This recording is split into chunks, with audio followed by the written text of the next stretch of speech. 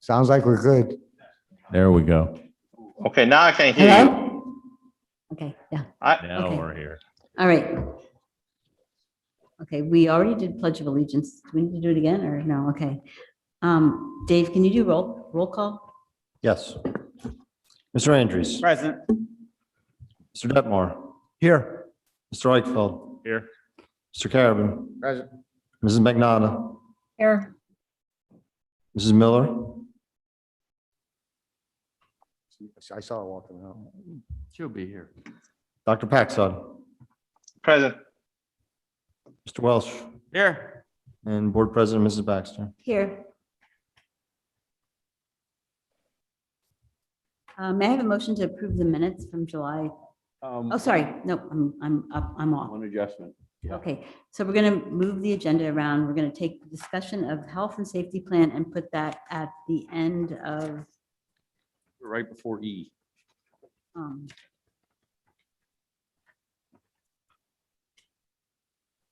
at the end of finance. We'll put it in that spot. So with that change, may I have a motion to approve the agenda? Motion. Second. Questions? All those in favor signify by saying aye. Aye. The ayes have it. We had an executive session tonight for the purpose of health and safety, contract agreements, and personnel. May I have a motion to approve the minutes from July 27th, 2021? Motion.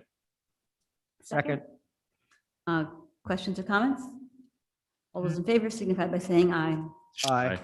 The ayes have it. Superintendent's report. Yes, good evening, directors. Thank you, Ms. Baxter. Just to share briefly this evening that we are finalizing things for the start of the school year, which is just around the corner. Of course, our faculty and staff returns next week. Students return on the 23rd. You can kind of feel the excitement in the air. It seems like it's that time of year when we kick off the school year and principals are getting things set in the building, and we're excited to have our students returning. Fall athletics are underway and various different activities are kicking off.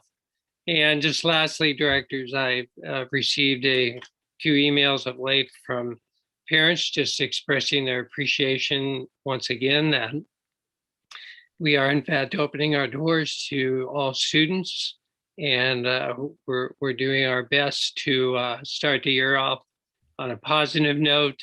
And just several comments from parents of an appreciative nature, and I just want to be sure and share that with you this evening as well.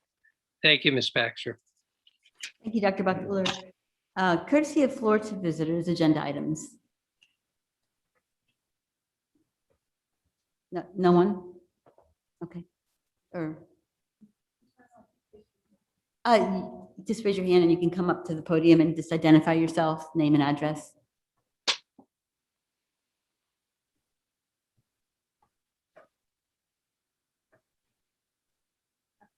My name's Amy Ramsberger. I emailed you. Yes. I'm keeping it as brief as possible. I would like to start off with, thank you for allowing me to speak. My daughter is a soon-to-be first grader, Charlotte Ramsberger, at the elementary school. I just want to start off with a quick background saying I'm an ICU nurse and I have been for the past 4 years. I was a cardiac nurse 6 years prior to that. I worked full-time during the pandemic and I did get COVID and I was fine from it. I did experience the fear and the concern with sending my first child through the school system and even more so during this pandemic and the strange time. But I did believe that the brick and mortar I was seeing was much better than anything I could have given her, especially the socialization that came with it. Although I was hesitant, I was really confident in the school and their abilities, and my judgment proved to be correct that the school year turned out beautiful for her, with a few bumps in the road. So with that being said, with COVID, we do know more now. You don't have to be a medical expert to be able to research COVID now and know that the role that it plays in our lives. With all the research that I've had, I'll provide the links if anybody is interested in it at the end of this.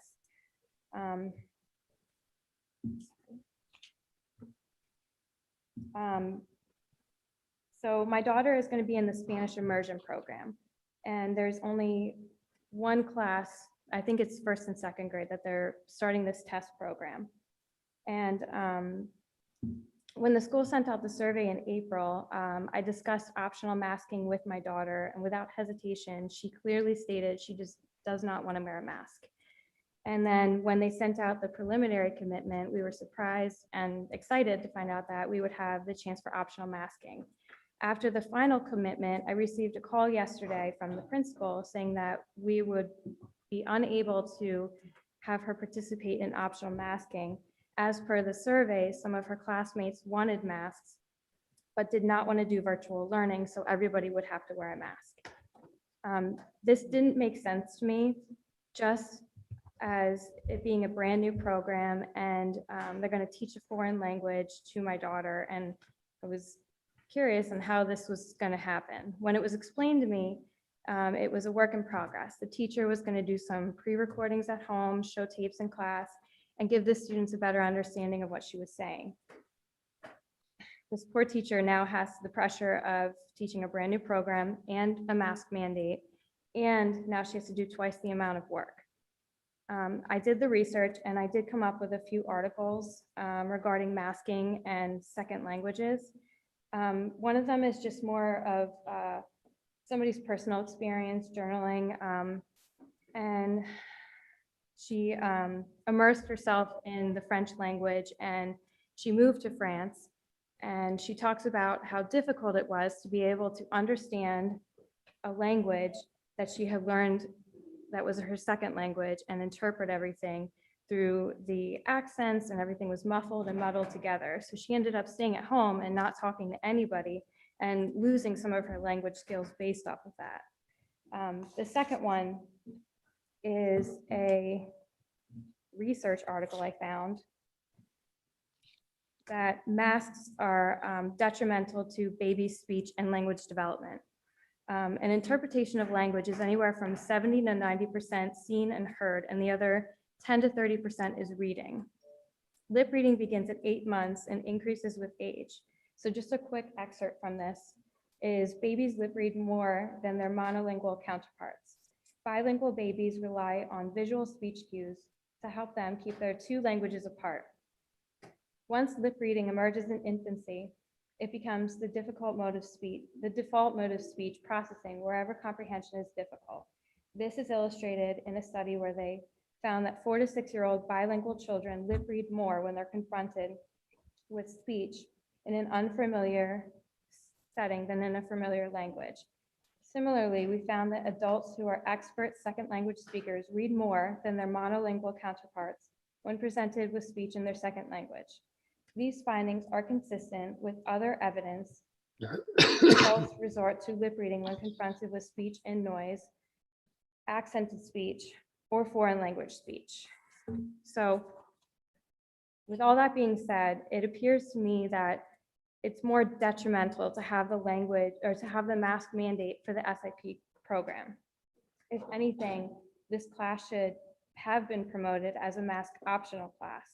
But since that's unable to happen, my suggestion is that we come up with a compromise in that it's masking optional with the people that are uncomfortable with not masking, that they stay home and they can Zoom in.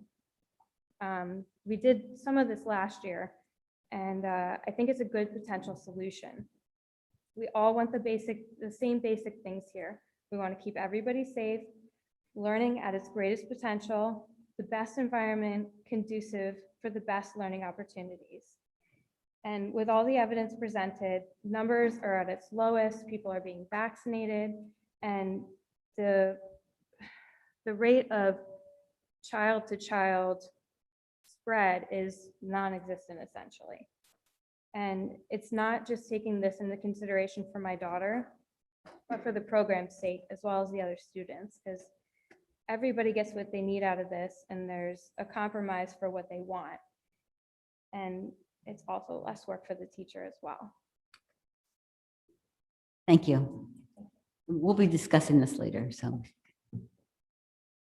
Anyone else? Mr. President, can I just make a comment or a question, or maybe we can get an answer from, I would have a question Okay. for our For Craig. superintendent. Yeah, because- yeah, because I I think- heard something different than. Right. Yeah. Yeah, your concerns are valid. So I Right. want to say that. And the information, and I take you for your word, what was told to you is not the information that was communicated to the board.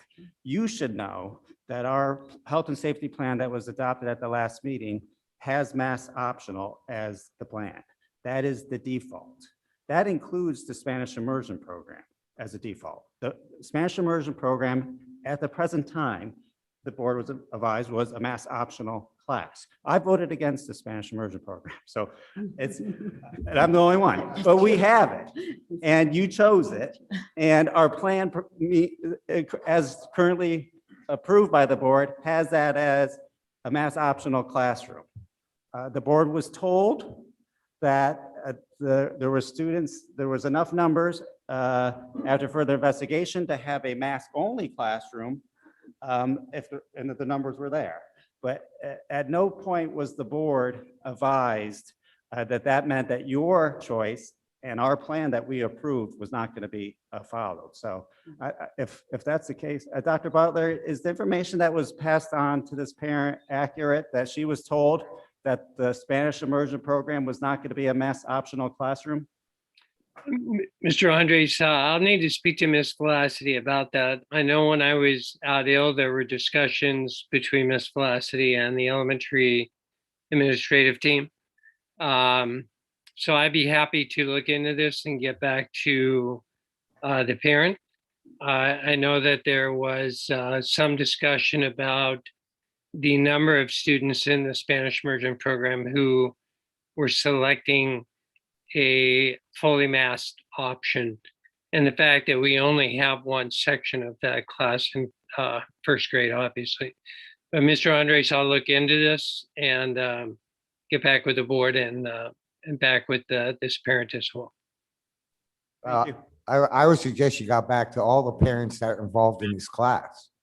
Because if they all got this same message, it may be really convoluted by now. Okay, we'll do, Mr. Carabin. I'll follow through with Dr. Nikolov and first thing in the morning. Right, because we don't want people changing in and out of classes based on false information. So, okay, all right, but we'll move on and discuss the health and safety plan later. But thank you for your comments. Is there anybody else who wanted to speak? Oh, yes, go ahead. Jason Bononis, 1802 Meadow Ridge Court. Just to echo Ms. Ramsberger's comments. But before I do that, I first want to, again, thank all of you for your leadership and your fortitude this past year. You had tremendous vision and strength against a vocal group that was opposed to our students returning to in-class participation. And I commend you for allowing our students to return to in-class participation. I think it really makes a difference in their educational development. It's ironic that here we are a year later and we're still talking about COVID-related issues and how we're going to conduct the school year, and it's unfortunate. But I implore you to use the same leadership, vision, and fortitude in making this decision, and I commend you for reaching the conclusion, or at least the idea that was approved at the last meeting, to offer schooling and classroom studies either masked or unmasked, and separating the kids or the students that way.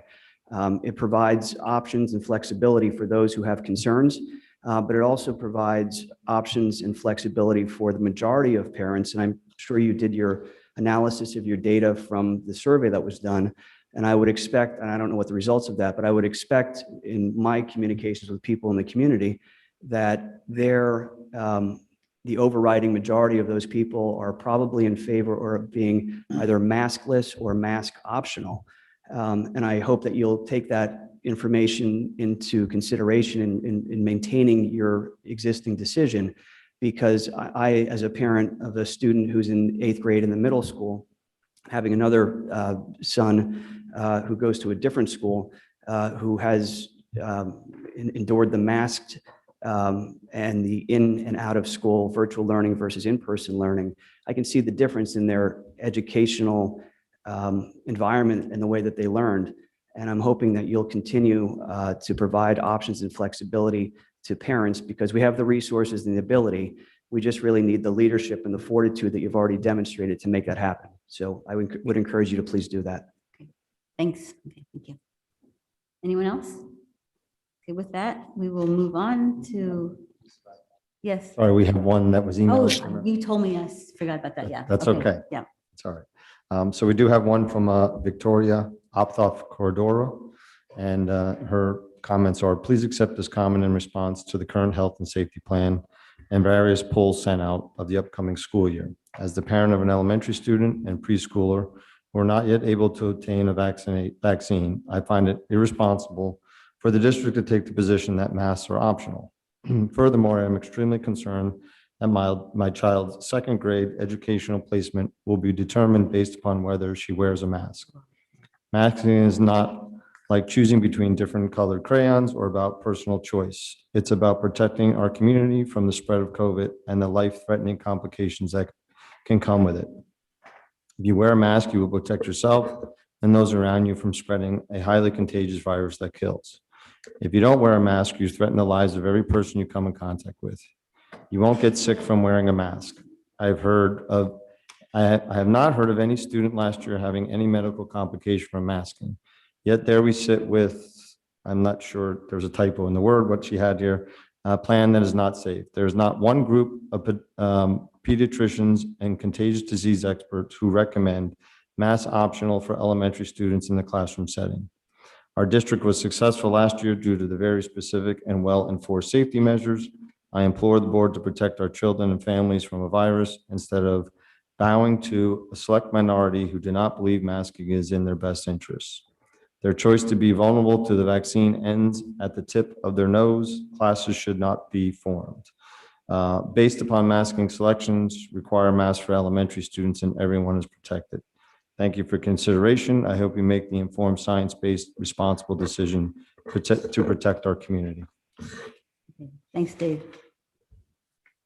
All right, we will move to approve the presentation of bills. May I have a motion? So moved. Second, Second. any questions or comments? All those in favor signify by saying aye. Aye. The ayes have it. May I have a motion to approve the treasurer's report? So moved. Second. Discussion, questions? All those in favor signify by saying aye. Aye. The ayes have it. Attached is, we'll move on to education. There is a attachment for the academic and personnel minutes from July 28th. We'll move the discussion of health and safety plan to later. The first resolution for us to approve, may I have a motion, is to approve the attached resolution of the Saucon Valley School District Board of Directors declaring an emergency pursuant to section 520.1 of the Pennsylvania School Code. So moved. Second. Mark, did you want Sure, this is, we did this last year. This is really nothing more than to ensure that all of our hours count for subsidies. Okay. So just for clarity, this allows us to, if we have to count time spent on Zoom, and so that the kids get enough hours so that they can move to the next grade at the end of the year. Okay. All those in favor signify by saying aye. Aye. The ayes have it. May I have a motion to approve the changes to the 2021-22 elementary school student handbook? So move. Second, Okay, I can't find the changes. Can someone help me where they are? Does anybody else have it? Ms. Baxter, I believe they are strictly relative to pick up and drop off times. They're at the Yes, back. but I want to see, I'd like to visually see it. I mean, They're at the back, Susan. They're towards the Oh. back. it doesn't show the changes, though. the back? Yeah, Oh, they're it's- after the other agendas. Susan, are you it looking is. for the Here it document itself? Yes, Okay, yeah. it's right before the obsolete Oh, it items. is? Okay, all right. And the state of emergency. It's in between that.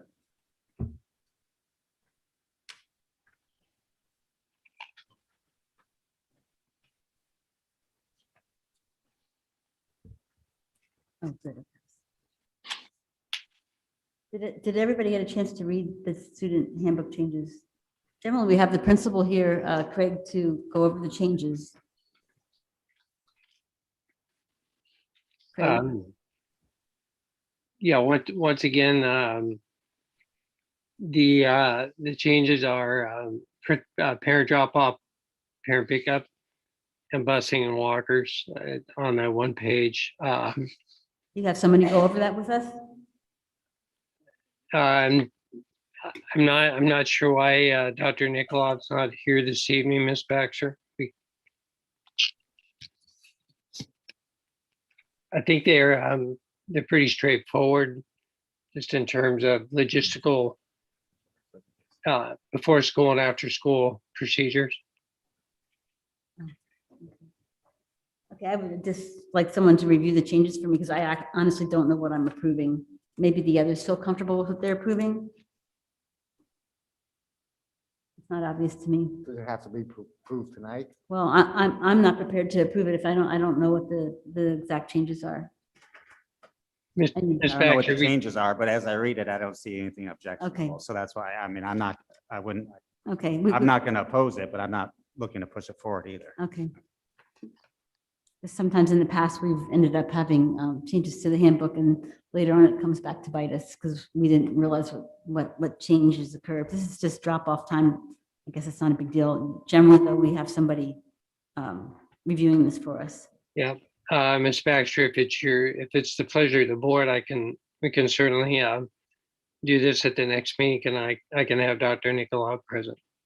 Is that going to affect the first day of classes? I don't think so, Susan, because again, these changes are relatively minor. As I read through them, they. Okay, then let's just wait. So, This is, I'm trying to look at, this is just a single page, is that correct? Yes. Correct. Just pick up times all and. right. That's the And change. it's all, and it's seems all pretty innocuous. highlighted, so those are all of the changes, basically, right? What we don't know is the baseline from which these changes were made. So we're seeing changes. We don't have anything to relate them to. I mean, you're looking at it cold. A good staff process would show you the previous document along with the changes that are being made. No, this was considered, I think, at the academic committee. So I don't it's, remember. we no, I do know that I was there. So we had a discussion about the middle school and the elementary school handbook. And I recall that the handbook for the high school was not available at the time. But the other two, it was presented and we discussed.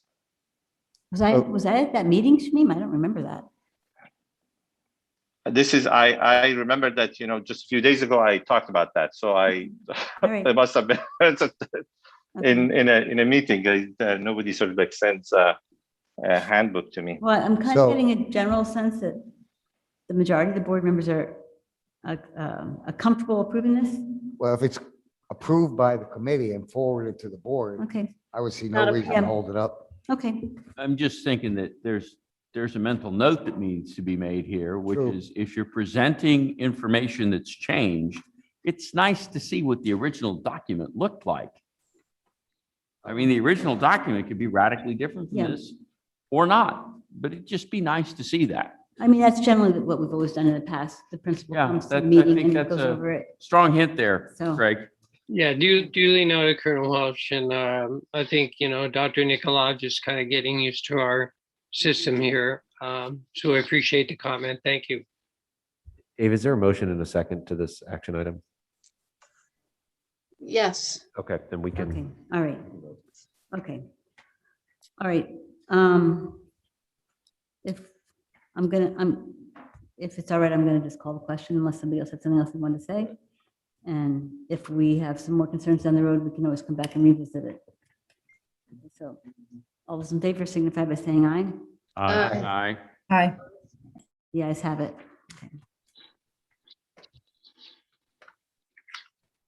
All right, we'll move to personnel. We have, number one, we have a resignation. Number two, we have appointment of a part-time bus driver. We have transfer of a paraprofessional from non-instructional to instructional. We have a sabbatical request.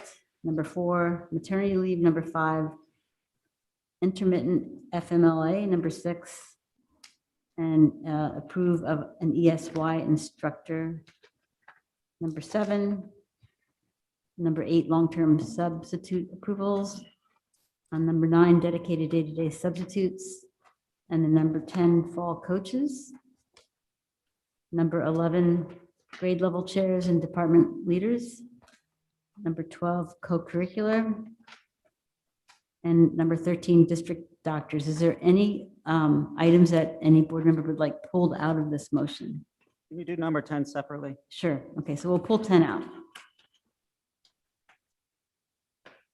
So so may I have a motion for items in personnel number 1 through 13 minus 10? So moved. Second. Okay, I'll give you a few seconds to review it. If anybody has questions or comments, discussion, please feel free to. So I appreciate the volunteers in here, especially of our teachers who are not dipping into the till. Don't know why, but just I appreciate that. Thank you. Fiscally interesting. Teresa Andrucci, Lisa Allen.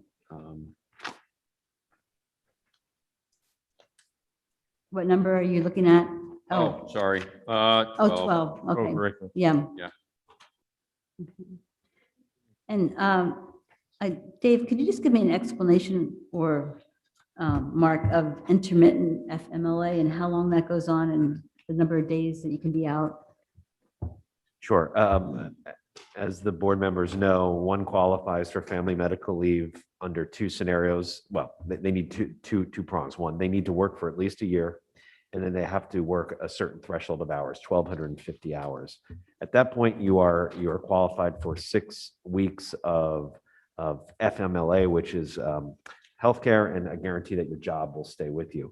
FMLA intermittent leave is the same amount of time. It just could be spread out over any course of a number of months based on the type of leave needed, whether it be for reoccurring doctor's issues, whether it be the type of disability you have. So it's typical FMLA, but kind of spread out because the person continues to work predominantly.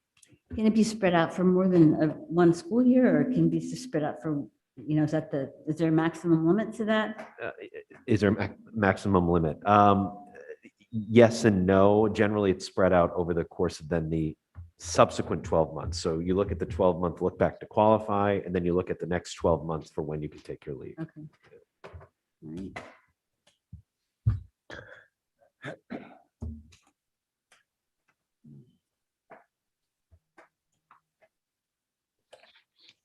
Any other questions from anyone? All those in favor signify by saying aye. Aye. The ayes have it. Did I hear somebody say no? If nobody's going to identify themselves, then I'm going to have to ask for a roll call. I thought I heard a no. Did you, Dave? Or, I heard something, but I wasn't sure if it was a I no. think we had because- someone on the phone give us a late yes. Yeah. oh, a lady, I think yes? that's what it Oh, that's was. what it was. Okay, all right, okay, all right. Okay, may I have a motion to approve the fall coaches? So moved. And may I have a second? Second. Questions or comments? Okay. All those in favor signify by saying aye. Aye.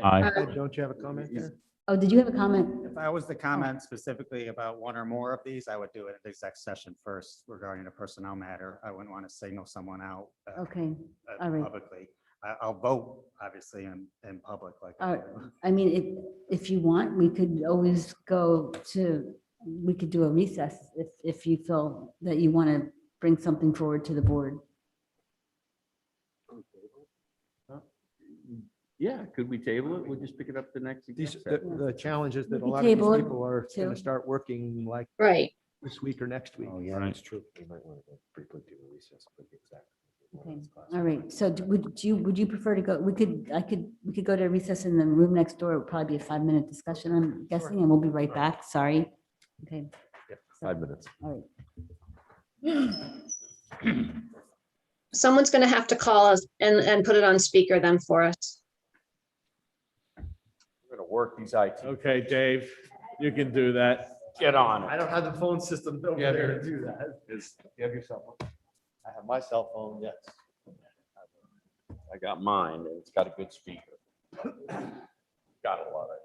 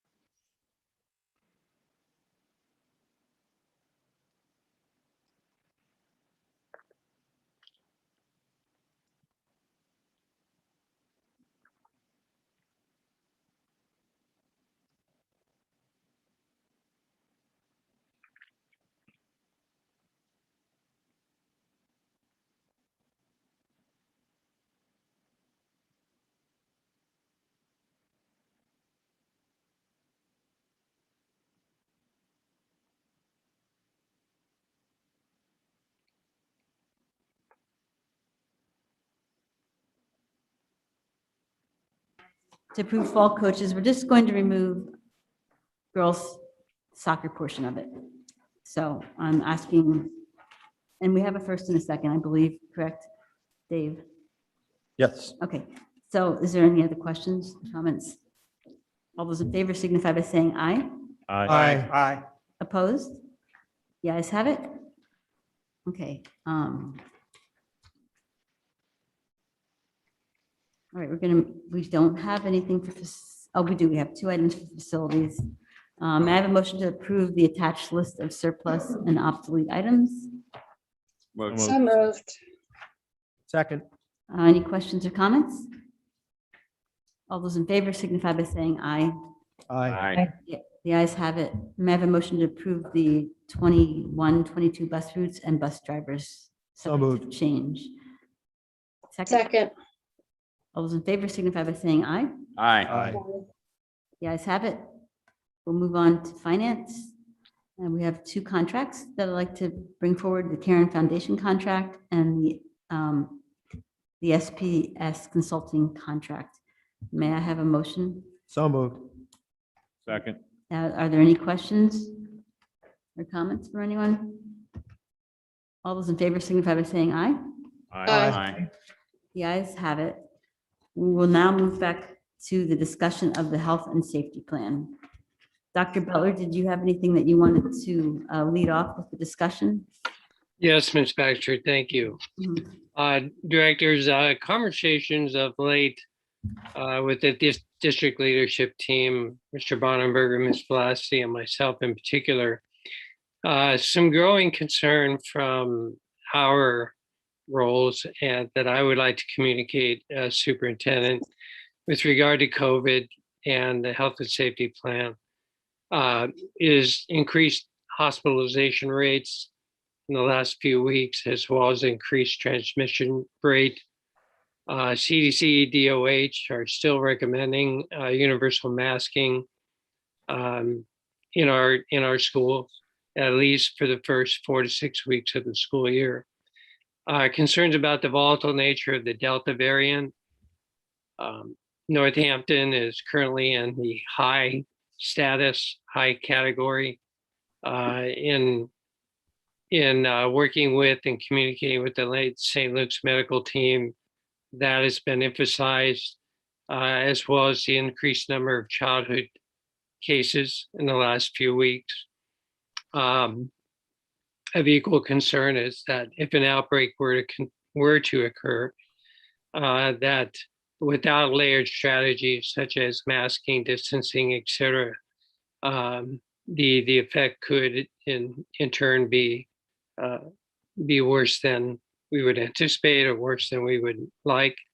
My point in bringing this to the board this evening is from the superintendent's seat, is just a caution from the district leadership team that if we do not consider universal masking to start the school year, that we should at least have some minimal thresholds in terms of transmission rates per week based on perhaps CDC guidelines, by which we could, of course, with board approval and a change in the health and safety plan, put masking in place if in fact we saw the numbers justify that as we start the school year.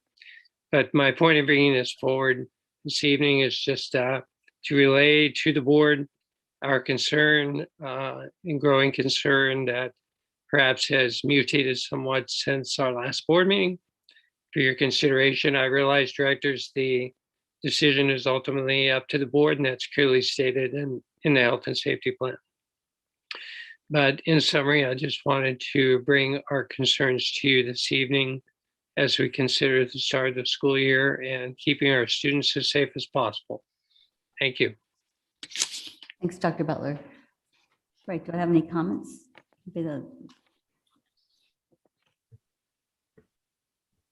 Well, Okay.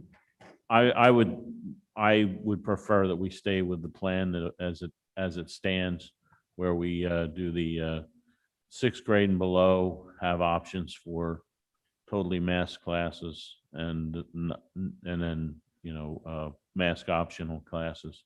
That gives a lot of flexibility.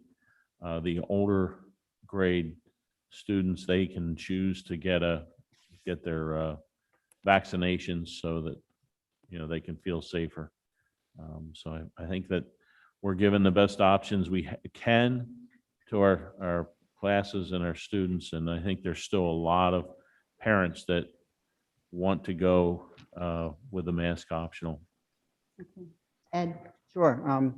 One is I think there's nothing really before us now. So there's no change. The administration hasn't proposed any specific language. There's nothing that we've advertised on our agenda. There's no notice to the public. Although we've had a couple people here, one was very specific as to her issue, Spanish immersion, masking. Other one was just stick to the continue your leadership, so to speak. So I don't really think there's any need to change it now. So I understand the administration is expressing an opinion that's contrary to what we voted on last meeting.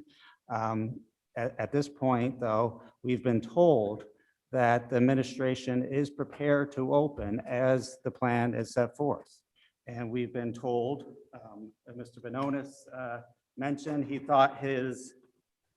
had his suspicions as to what the sense of the public was, and his suspicions is correct, that we've been told that 70% of our families in the K to 6 request the option classroom, so the overwhelming majority. We've been told that the minority, so that relative to the other third that want a mass classroom, the administration has told us that they can accommodate that and they're prepared to open. So essentially what we've been told is that 100% of our parents can be satisfied with their chosen method of instruction. The 70% that want an option classroom consistent with the plan that we adopted can have that. The parents who feel comfortable, despite that, even though it's not in our plan, the parents who feel comfortable with mask only, we can accommodate that to appease their concerns. So we can satisfy the concerns, in my opinion, of nearly our entire K to 6 population, giving the parents essentially the choice. So I believe that parents have had a sufficient opportunity these past 18 months to be fully informed of all information, all the research, all the back and forth. No one more so than parents cares for their kids and as to knows what's best for their kids with regard to the risks, the mask, the vaccine, whatever decision a parent needs to make for the kids, they're in the best position to make those decisions. So I'm comfortable with what we did at the last meeting. The administration has said they're prepared to carry it out. We have the support of the parents, 70% of the parents that want it, and the 30% that don't want it still get what they want. So I think we should just continue as planned and as we did. If the administration wants to make changes, then we should have language, specific recommendations published with the agenda so that people have a right, the board has more notice, and two, so the public has notice and the parents have a right to comment.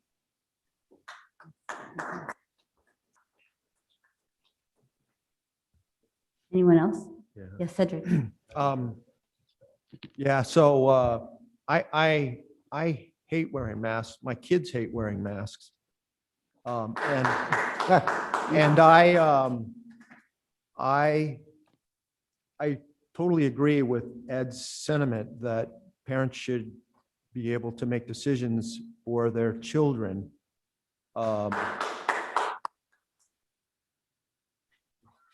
The thing that I'm concerned about right now, though, is what's going to happen when someone comes to school and then they get it and they've been in school for a few days. If they were in a classroom where most people aren't wearing a mask, then we're going to have a half a dozen or more kids who have to go into quarantine. And then they're going to be at home for 10 days. And the other choice we could make would be to say, okay, we're going to ignore the quarantine advice.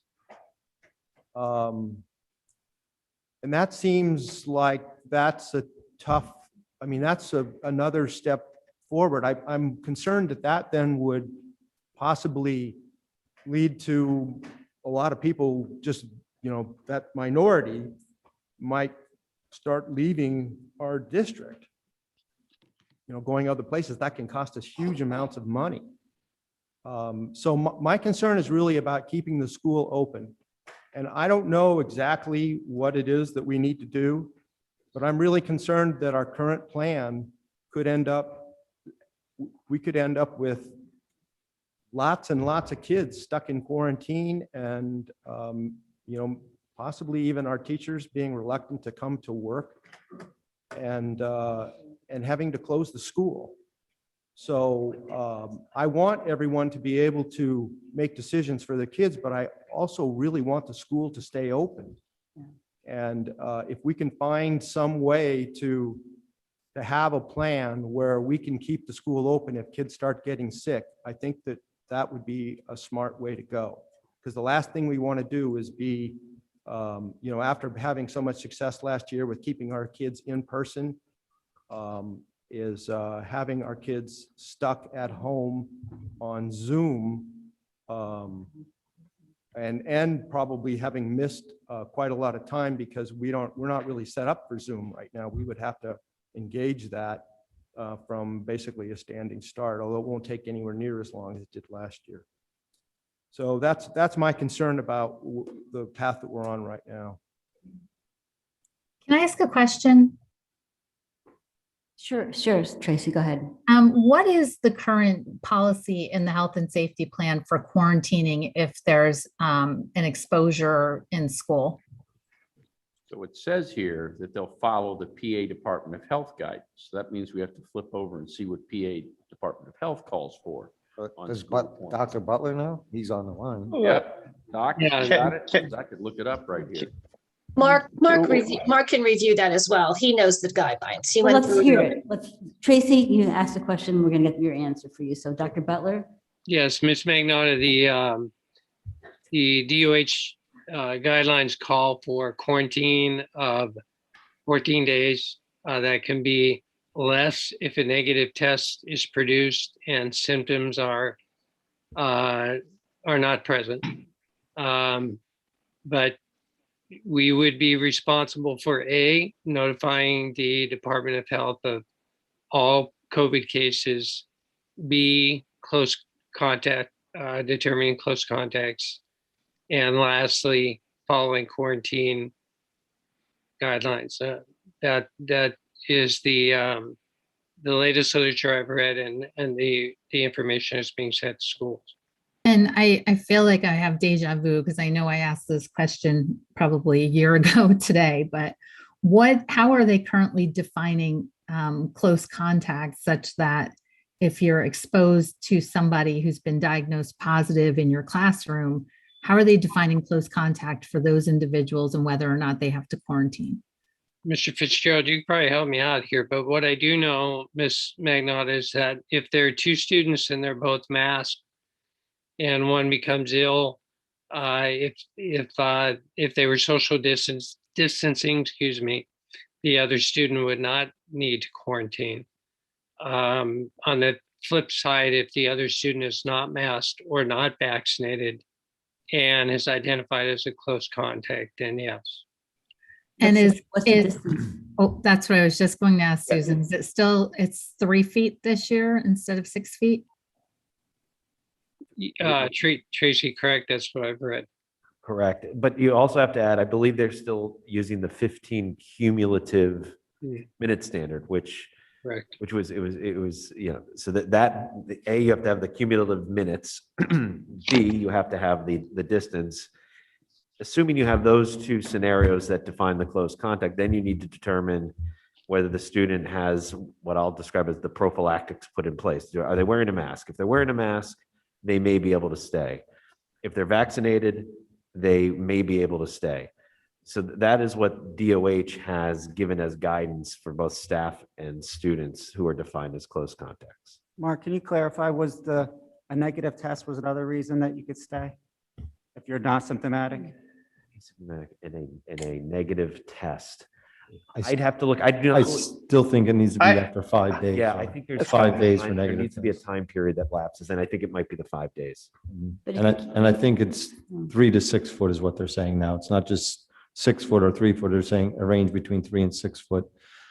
15 minutes cumulative for 24 hours is what they're saying. So if we maintain 3-foot spacing, then that person would not be defined as being in close contact, correct? They would It define, ca- if you're at 3 feet, you're defined as close contact. If you're at 4 feet, close contact, at 6, but once you go past 6 feet. Oh, you're it's, Right. it's 6 feet. Correct. Oh, okay. So it's 3 to 6, and that's only for students. That's not for adults. I don't understand 3 to 6. What, So that's the range. It's so basically the max is 6, to say you're not close. Three to contact. 6 means that that's not close contact? No, No, it's that a- is. That is, close. that is, oh, I see, okay. Okay. Can It was I, awkwardly Ms. written. Baxter, can I jump in? Sure, go ahead, Shamim. So I think the 3 to 6 feet is basically the exception for the quarantine. In other words, adults who are within 6 feet and are exposed, they are considered close contact. They have to quarantine, but school kids who are between 3 and 6 feet, if they are masked, they are exempt from quarantine unless they show symptoms. So this is basically what they did is that they said, if you're over 6 feet, you are not close contact. If you are closer than 3 feet, you're close contact no matter what. But if you're 3 to 6 feet and you are kids in a class and they are fully masked, then you are exempt from the quarantine. But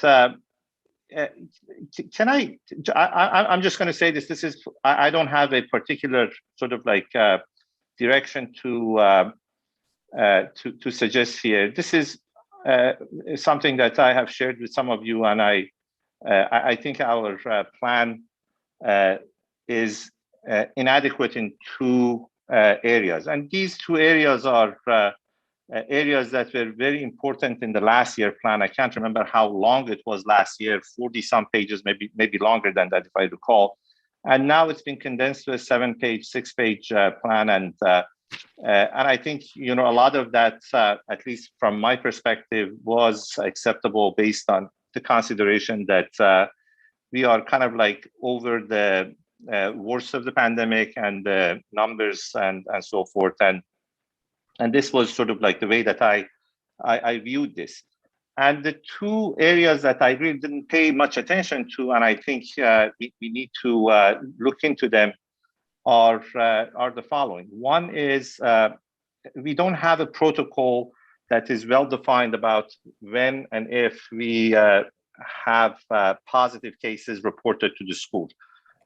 Last year, if you recall, there was a lot of provisions that basically dealt with that. What was to be done if a certain number of students were reported, or adults, or how many in each building, and what were the consequences of that, and what were the procedures that the school would follow.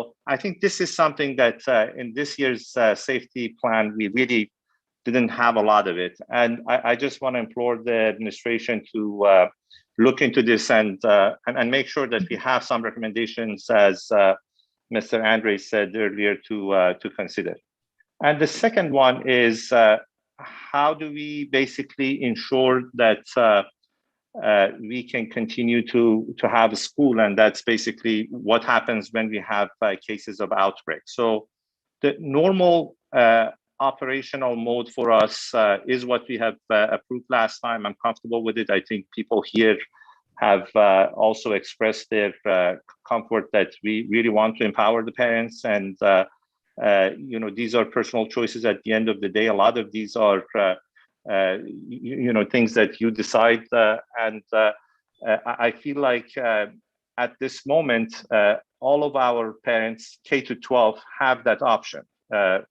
If they are in the 7 to 12 age grade and they are concerned about this issue, they can get vaccinated, again with the exceptions, and we have always dealt with the exceptions.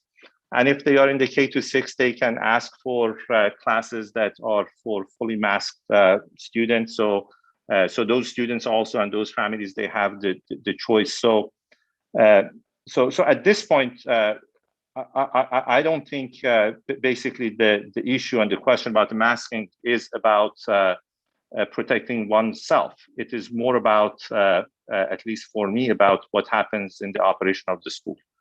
And I'm concerned for the reasons that we just discussed about the quarantine situations and what we need to follow. Actually, and I was just reminded that we have already approved in our existing health and safety plan that we are going to follow the DOH guidelines, and the DOH guidelines calls for this quarantine. So this quarantine can basically drive our school to a halt. Now, what happened last year was that we had a setup that was appropriate for us to be able to be agile when these positive cases were reported. In other words, we had set up the school in a way that basically nobody would be a close contact to no one. So we had positive cases, and these positive cases, they did not require really anyone from the class, from the building to go into quarantine. No one was a close contact. Whereas here, I'm just worried that we are setting us in a different way, in which if we want to follow the one that, again, everybody here is advocating for, I voted for it, and all of you too, we are going to be in trouble, because then we have to close class after class after class because there has been a positive case coming out from the class. So what is the solution? I don't know. And this is, I don't, as I said, I don't want to impose anything. I don't want to even suggest anything, but I just want to sort of like put that in the forefront of the administration's thoughts to think about how we are going to deal with these positive cases if and when they come. We know they're going to come. This was the experience last year, and it's going to happen today again. I'll say one more thing, and I'll stop. And that is that I looked at the latest numbers for COVID for today, and this has been the case for the past few days. Also, we are at a point where we are about 3 times higher in terms of the total number of cases reported in the county compared with last year this time. And supposedly something about 2/3 of our population is either vaccinated or has immunity because they have already been infected. So they have immunity against the virus. So on 1/3 of the population, we have about 3 times more infections. So compared with last year, we are about an order of magnitude, higher in terms of the spread of this in the vulnerable population. Now, you make whatever you want to make out of it. My point is that this is, for me, a stark contrast with May of this year. Just a few months ago, where we had 2 new cases, 3 new cases per day for the county. And that sort of like seemed like that we are at the end of the pandemic. The president went out and called for the 4th of July to be the end of the pandemic. And so this is that was the sort of the mood. And that mood, my point is that at least for a lot of people, has changed based on these numbers. Thank you. Susan, can I just add one comment Sure, to that, Tracy. please? So I agree, Shamim, with everything that you just said. One thing I just want to make sure, and I hear everybody on, it should, they want to leave parents to make their own decisions about whether their kids wear masks or not. And I understand that everybody hates wearing masks, and I hate wearing masks, and my kids aren't wearing masks currently. But I think it is imperative that it is crystal clear to all of the parents that if their child is sitting 3 feet away from somebody who comes down with COVID and they are unmasked, they're going to be sent home for 10 days or until they have a negative COVID test. Because I suspect that the same parents who don't want to have their children come in masked are not going to be too happy when their child gets sent home for asynchronous learning, not even on Zoom, asynchronous learning, because they were sitting 3 feet away from somebody unmasked who was diagnosed with COVID. So if we're going to go this route, and and ignore the recommendations from Dr. Butler or not consider them. I think that we need to make sure that the school population as a whole understands very clearly the ramifications of that, and that their children may get sent home for 10 days at a time because they're sitting next to somebody who comes down with COVID. Thank you. Thanks. Tracy. Susan? Yes. I'd like to make a comment. First off, I'm a little confused because I thought it was pretty clear that the administration did make a recommendation. So it's not like a global kind of a conversation. It was a pretty direct recommendation that we go to universal masking for the start of the school year. You all know how I feel about it. I think it's the right thing to do. We followed the CDC guidelines. The date of our vote, CDC guideline was very specific. Many of you expressed an interest in following their guidelines when we got to substantial or high. Well, we're now in substantial or high for a period of time. We need to be voting for masking, and that is the appropriate response for us to be doing. And I will continue to endorse that. Thank you. Directors, may I just say, I for one was, and still am, excited to return to as high a degree of normalcy as possible. However, my concerns individually, and I think I'm presenting on behalf of the district leadership team, is those that have been expressed by some of the directors this evening in terms of the widespread effect, the widespread impact. A number of students having to isolate because they're not masked, and not to mention the effect with adults. And again, my motive, directors, is to keep our schools operational so we can keep our students in school. Thank you.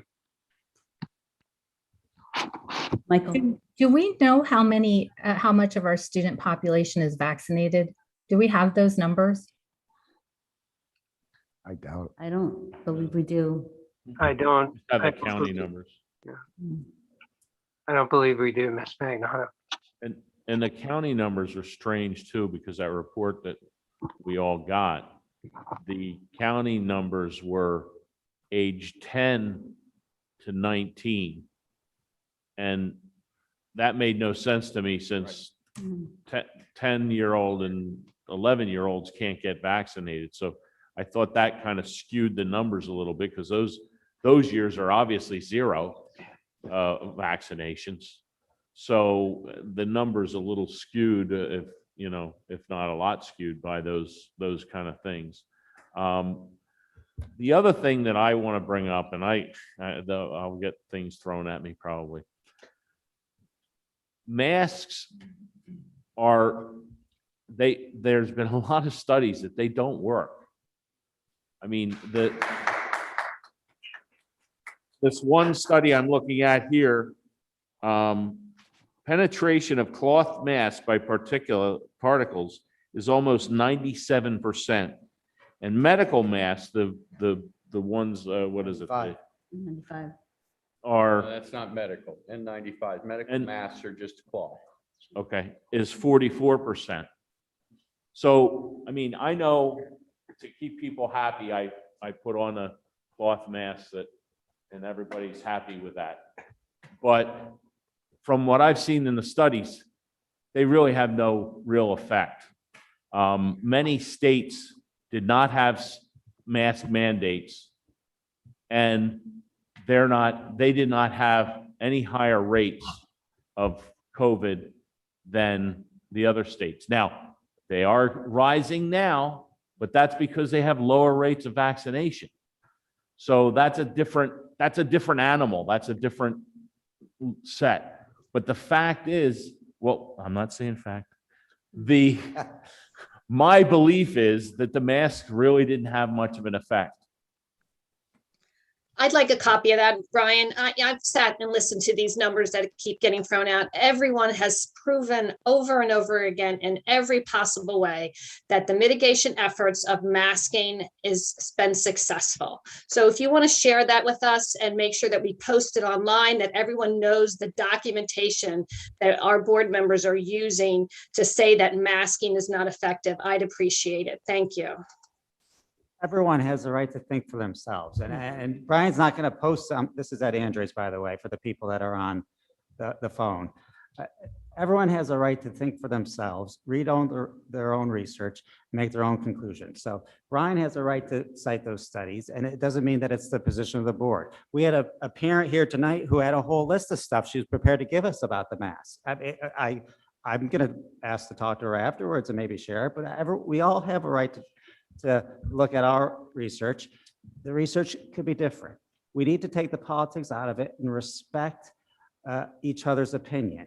So if a parent believes that a mask is appropriate for their child because they believe the research that says it's, if there is research, they believe that to be the case, then we need to respect their decision. Absolutely. Likewise, if a parent believes that the harmful effects of the mask outweigh any prophylactic benefit of the mask, then we should respect that parent's decision as well.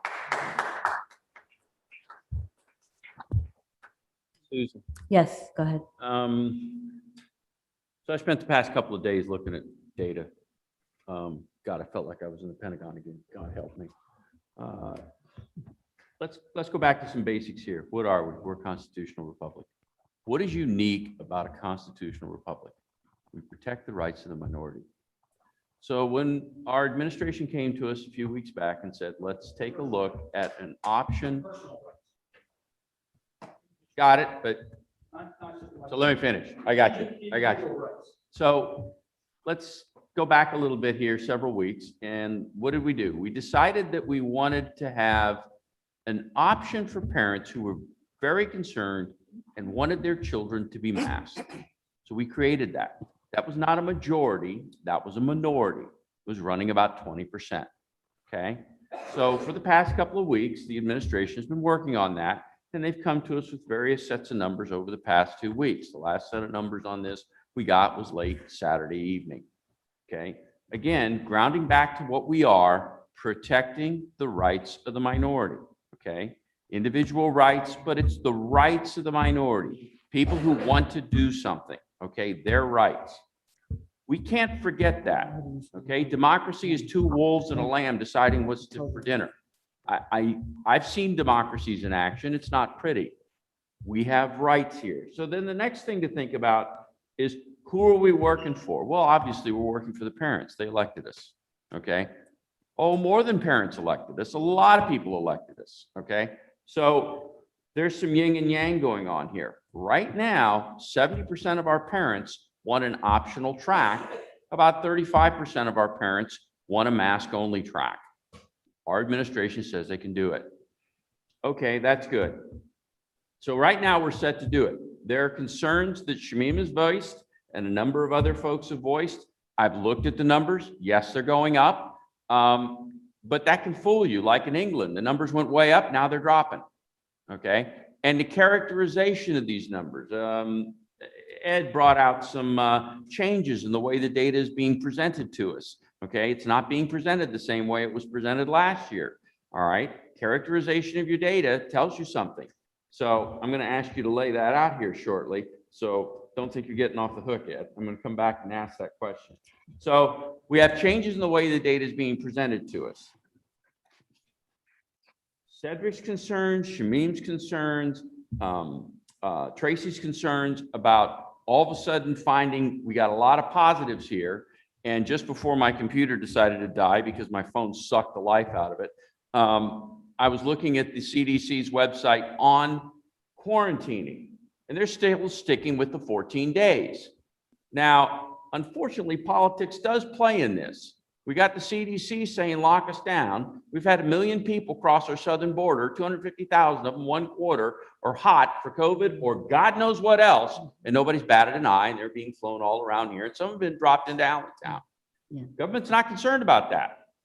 Cognitive dissonance. There's a dissonance there, and it's pretty loud and screaming. Sean, let's stick to the mask. I'm coming back to that.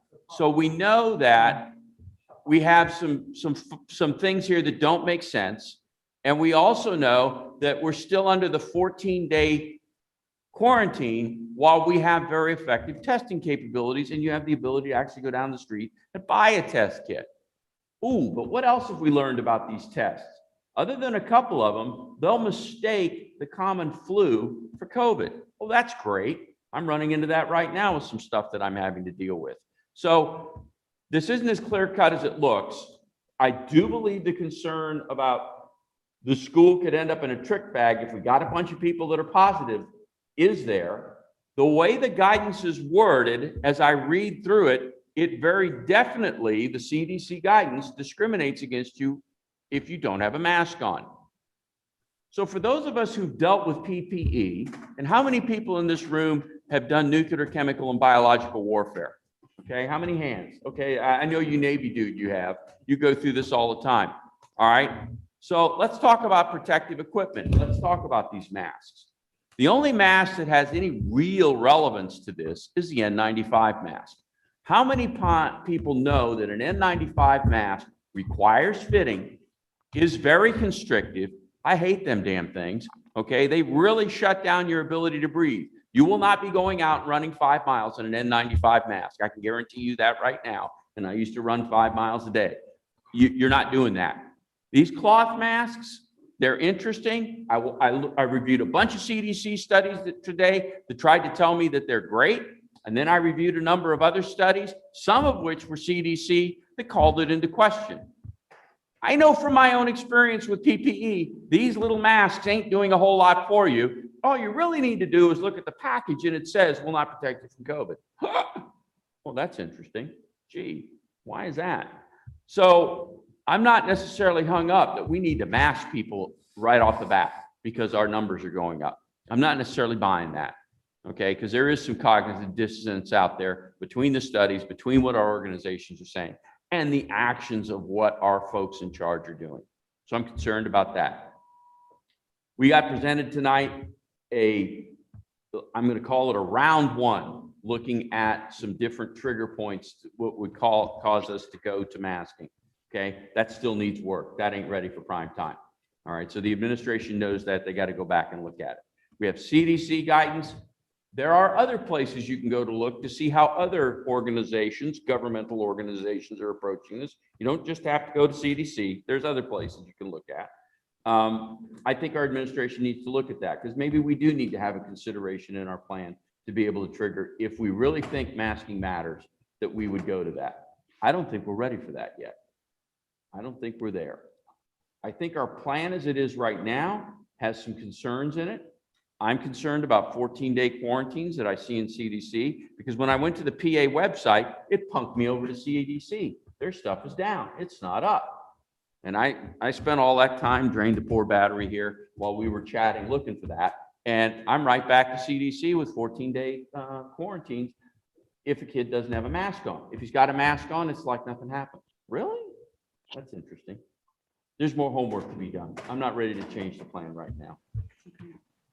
Ms. Baxter, may I just jump in? This is a Yes, go ahead, Shanine. very, very quick one. Colonel Walsh, this is, we have a plan right now. We're going to start on 23rd. 25th, you're going to have a kid in a class that is not masked. And then this is the administration will follow the plan that we have currently in place. And based on that, we'll send 20 kids home. The point that I'm trying to make is that you can't just say that, you know what, I don't like it. You want to change it, change it. You want to amend it, amend it. You want to come up with some ways to make sure that is not going to drive our school to a halt.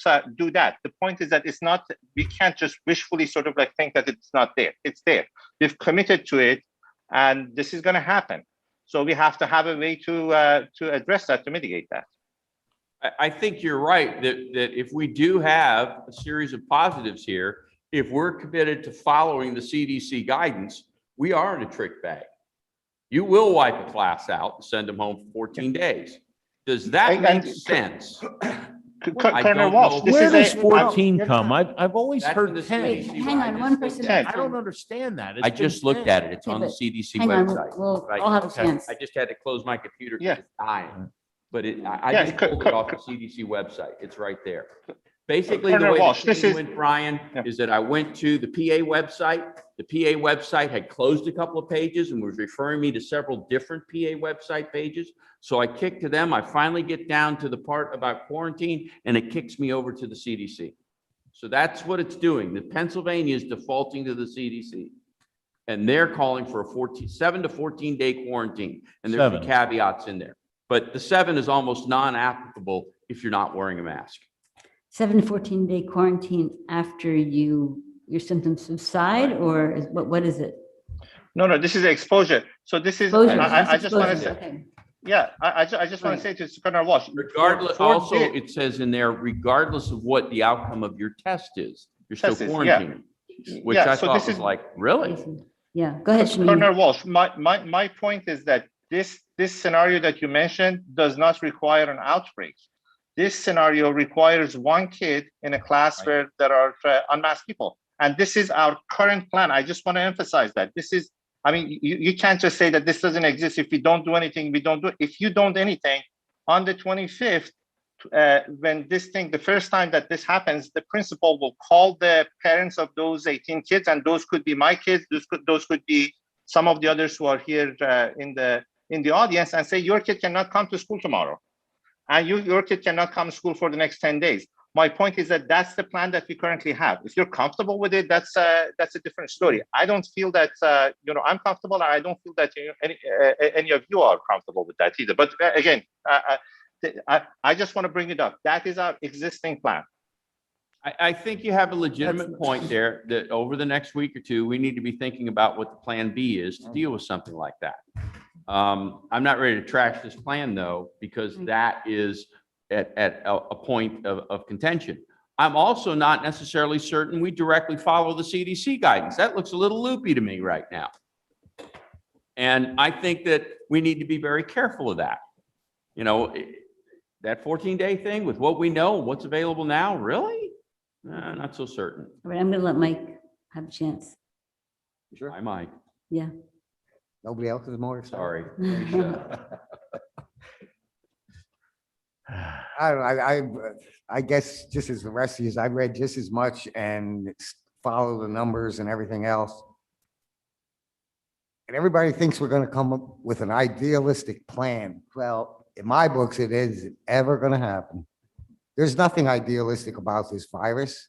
I mean, look at how long we live with it, and it still goes on. But we send our administrators to follow the numbers, to contact medical facilities, doctors that are involved with viruses, and supposedly, from my understanding, rather knowledgeable of how it works. Whether you believe in masks, no mask, whatever, we have a plan. Now, I hear some board members suggesting, well, this won't work, and this is this, and we're gonna close classrooms, and if this happens, that's gonna happen. And not one of us is sure what's gonna happen. But we have a plan. It's been worked on, and I'm not hearing any detailed changes to it at this moment from anyone that makes significant difference for me. But if there is that much concern with what this plan reads from any one board member, I will vote no tonight. And the school is starting and we won't have a health plan. I'm not getting all this bitter batter back and forth when we have everything in place.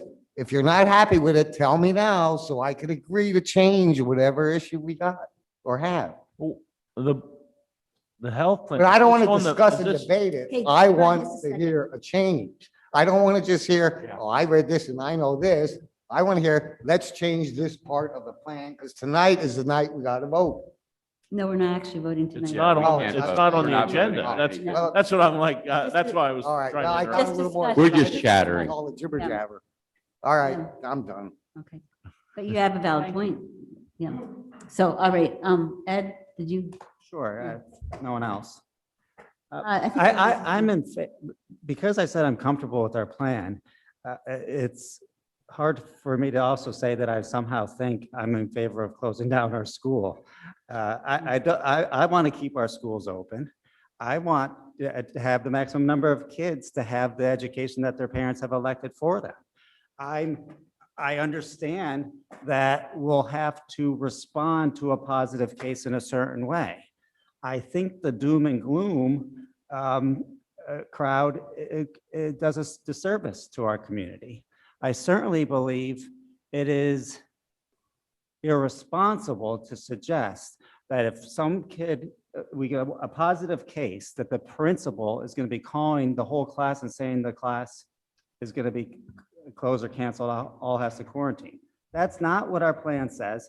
That's not what the guidance says. Tracy asked some specific questions about the distance. If it's so, perhaps we can envision a case where if you are 3 feet away, 6 feet away, but you're not going to be that close to that many students. You're not going to be that close to the whole class where the whole class would be closed down.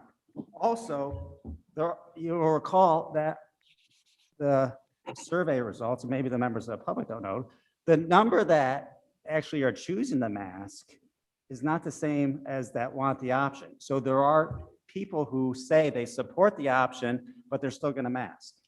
So it's a false impression to say that there's going to be totally maskless classrooms and an outbreak, and one kid gets it, and the whole class is going to get called, and they're going to get closed down. So it's totally irresponsible to create that impression. I want to keep the schools open.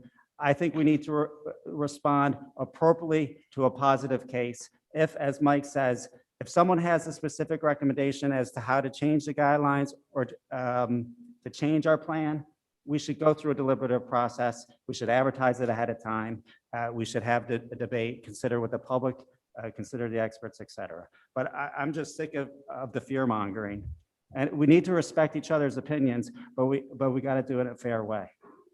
And Ed, you do bring up a good point in that 70% of those parents, many of those parents are still going to be sending their kids to school with masks, so they can be strategically placed in the classroom, which would also minimize any kind of requirement that you then have to take kids out of the classroom because somebody else had the disease. Brian, did you have something you wanted to say earlier, or? Well, the other thing that I hope people realize is that this COVID is going to be with us. This is the new flu, and I don't want to say it's the same as the flu. Okay, I realize that it has a lot of heavy effects on people, and there are some scary results, but it's going to change. We're going to have Delta variants and Zulu variants. It's going to keep going. And we need to learn how to live with this and not having everyone walk around with masks forever. I think we really need to figure out how to handle this in a logical way. And again, our students are the least vulnerable to COVID. I mean, I know people get upset when I say this, but nationwide, if you look at the statistics, the death rate of children are extremely low. I mean, when I say extremely, it's very low. Your child has more than double the chance of dying from pneumonia than they do from COVID. That's in the CDC numbers. We don't even talk about pneumonia because it's such a small percentage of our population that die from it. And so that's all I need to say. I'm going to stop there before I get myself in trouble. Susan, I'd just like Yes, to say. go ahead. You should be in trouble, dude. Right now, with the plan we currently have, if we follow that plan, if someone in one of our lower grades where nobody's vaccinated and in a maskless classroom, maybe 2/3 of the kids probably won't have a mask on because a lot of the kids that like masks are going to be concentrated in classrooms. So the classrooms with, the maskless classrooms are going to be mostly maskless kids. And if you say, okay, if a kid comes up positive, there are 9 kids that sit around them, assuming the desks are 3 feet apart, that will be within that quarantine distance. So one kid gets positive, and our plan now says we will send those 9 kids home. for, 2 weeks or 5 days or, till when they get a test or however long that period is, they're going to be out of school. So we need to either change our plan to do something different or have a lot of kids spending a lot of time at home. It doesn't matter. They have to go, if we change, well, if we follow the plan as it's written, we have to send them home. We can change the plan though. We can change the plan to do what we wanted to do. So either we don't send those kids home if there's a close contact, or we need to change our plan right now. Otherwise if we follow the can't change plan, it we're right going to now. send, we're going to send, well, I mean, tonight, We but, can't change it tonight. but I mean, We need some alternatives that make sense. we have to alter our course with this plan so that we don't end up sending a lot of kids home that maybe don't need to go home. Mark, sorry, no, this is a board We discussion. can't go back. We welcome your comments later, but we're not really doing Can't back go and forth right now. Sorry. Yeah, Mark, are you aware of any districts and how the districts that aren't going to mask yet and how they're handling quarantine? And can we, do we have to abide by this rule of quarantine if somebody's been around somebody without a mask? The quarantine rules, as I understand them, are not mandates per se. They are guidance that has been put Okay. out by the Department of Health. Okay, I think the big question that all districts are grappling with today is how to handle quarantine when it is not as clearly defined as it was last year. If you remember last year, there were specific, frankly, attestations we made that we are going to absolutely follow this as an order. That's not the case this year. So bluntly, there are districts that are looking to ensure an expedited return to the classroom, that is defendable ultimately. We don't want kids to be out longer than they need to be. And I think districts are grappling with it. What you're doing is no different. There is, and I was looking at it, and of course my computer died too. There is specific guidance from the Department of Health, which Dave and I are going back and forth, which I do think deviate somewhat from the CDC. I want to confirm that. Dave's looking at it. He's CDC. looking at a PDE website. It punched And right for over what the it's worth, CDC, for what right, it's worth, Dave? this is all, for what it's worth, this isn't rulemaking by agencies that's done in the traditional and legal way. This has been put out in just as, frankly, during the weekend missives. So what I want to do is go back and look at that and marry what I believe to be the most updated DOH recommendations vis-a-vis what you're saying the CDC says. But bottom line, these are guidelines to look to best practices, shall we say, when somebody is defined as a close contact. Ms. Baxter, real quick, what saved us last year, keeping classrooms and schools open, was the masking and distancing. I'm not in any way saying that the masking is the end all be all, or that is the absolute ultimate PPE. I'm just sharing with you as a board that to keep our schools open and operational, I do share the concern about students being unmasked, identified as a close contact, and all of a sudden we have students going home, more students than we'd like, and more students than I would like would be more than the infected student. And we had that case, we had that a number of times last year, over and over and over, where because of what we were doing, we did not have to send students home. They were not close contact. so I like the way our current plan is written. I like the idea that the parents have options.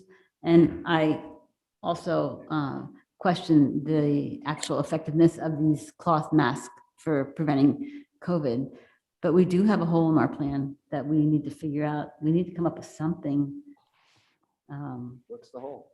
The hole is, what are we going to do if we get into a crisis case where, or just 3 kids get sick in the room, but that's going to cause 15 kids to go out of the room for 10 days? How are we going to handle that? See, I think this is part of what we need to think about. I mean, So I'm going to say a couple quick things here, just to make sure we cover some important stuff. I don't see anybody right now on our board who's fear mongering, and I know that concern is out there. I want to just make sure that's underneath what we're saying here. What we have are people looking at different structure of what they see as they're looking at CDC. All right, so I think that's important, and I think everybody here at the board needs to recognize we're not calling each other names. All right, but we're looking at things that's slightly different. I see the logistical issue if we follow what I just read on this CDC guidance, if we follow it to the letter. Guidance. What's guidance mean? It means I can choose not to follow it. I just have to have a decision architecture not to do it. We need our administration to figure out what that decision architecture looks like. We don't need to box ourselves in, because our plan will do that if we have a bunch of positives. It'll box us because we say right off the bat, we're going to follow CDC. I just read it and I saw a train wreck. Okay, so I got that. I see that. But I think that we need to have some internal decisions, an architecture for us that doesn't train wreck us if we get positives in the elementary world. Yeah. Go ahead, Brian. K through 6, our class sizes. Can we do 6-foot distancing right With now Everybody in the school? in our And school everybody Unmasked kids. virtual? For unmasked kids. for unmasked kids or for? Mr. Eichfeld, we cannot do that with the, we were able to do that last year because we had 20% of our. students. 20% left, yes. We cannot do that, sir, given Okay. the large percentage of students. Because I just know that our elementary classes tend to be smaller. And I'm just wondering if that's possible. It's just an idea. Dr. Butler, have you actually looked at the numbers based upon the number of people who want to be in the mask track? Have you looked at the optional track to confirm that those numbers don't work at 6 feet? I personally have not done that, Colonel Welsh, but I believe our elementary administration, I know the numbers from last year. That I do know, Colonel Welsh, and that max 16 or 17 in an elementary classroom at 6 feet. We may have some words over here. Okay. I'm looking at our guys over here. Oh, okay. What do you guys think? Jim, what do you guys think? Our numbers, our class size for 5th grade, Yeah. Doable? at 6 foot, Yeah. maybe for 2 classes, Okay, that's 2 classes. 2 out of 7. That's not good. Those 2 out of 7 are actually the math classroom. Oh, lovely. So other than that, last year, from grade 6 to 8, we had 23 desks per classroom at 6 foot.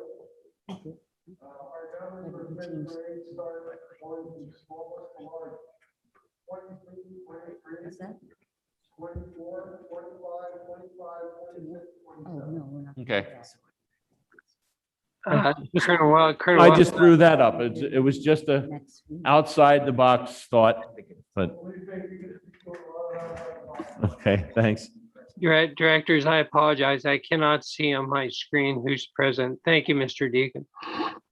Oh, Susan, can I add? go ahead, Tracy. Go ahead, Tracy. So, I think that everyone's goal here 100% is to keep school open for our students because it's the best thing for them. And we made the right decision last year. We kept the doors open. We did it in a way that we didn't have to shut down for any extended lengths of time, and it worked very successfully. And, I'm really thankful that we made the decision that we did back then. Going forward this year, I think we are all on the same page that we want the same goal. The problem is what we have in place here with optional masking and the lack of vaccination amongst the student body is it's inconsistent with our goal. Because I just sent you the DOH most recent guidelines, Susan, to your email. So you have them. They were updated about a week ago. But the way it reads right now, if you're within 6 feet of somebody for more than 15 minutes, which those classes are longer than 15 minutes, and you're within 6 feet of somebody for more than 15 minutes that tests positive and you are unvaccinated and unmasked, you need to quarantine for 10 days. You can get out of jail early at 7 days if you have a negative test. So I just want everyone to make an informed decision here for those parents that, really want optional masking, that they know eyes wide open that if their child is sitting next to somebody unmasked and they're exposed, they're going home unless they're vaccinated.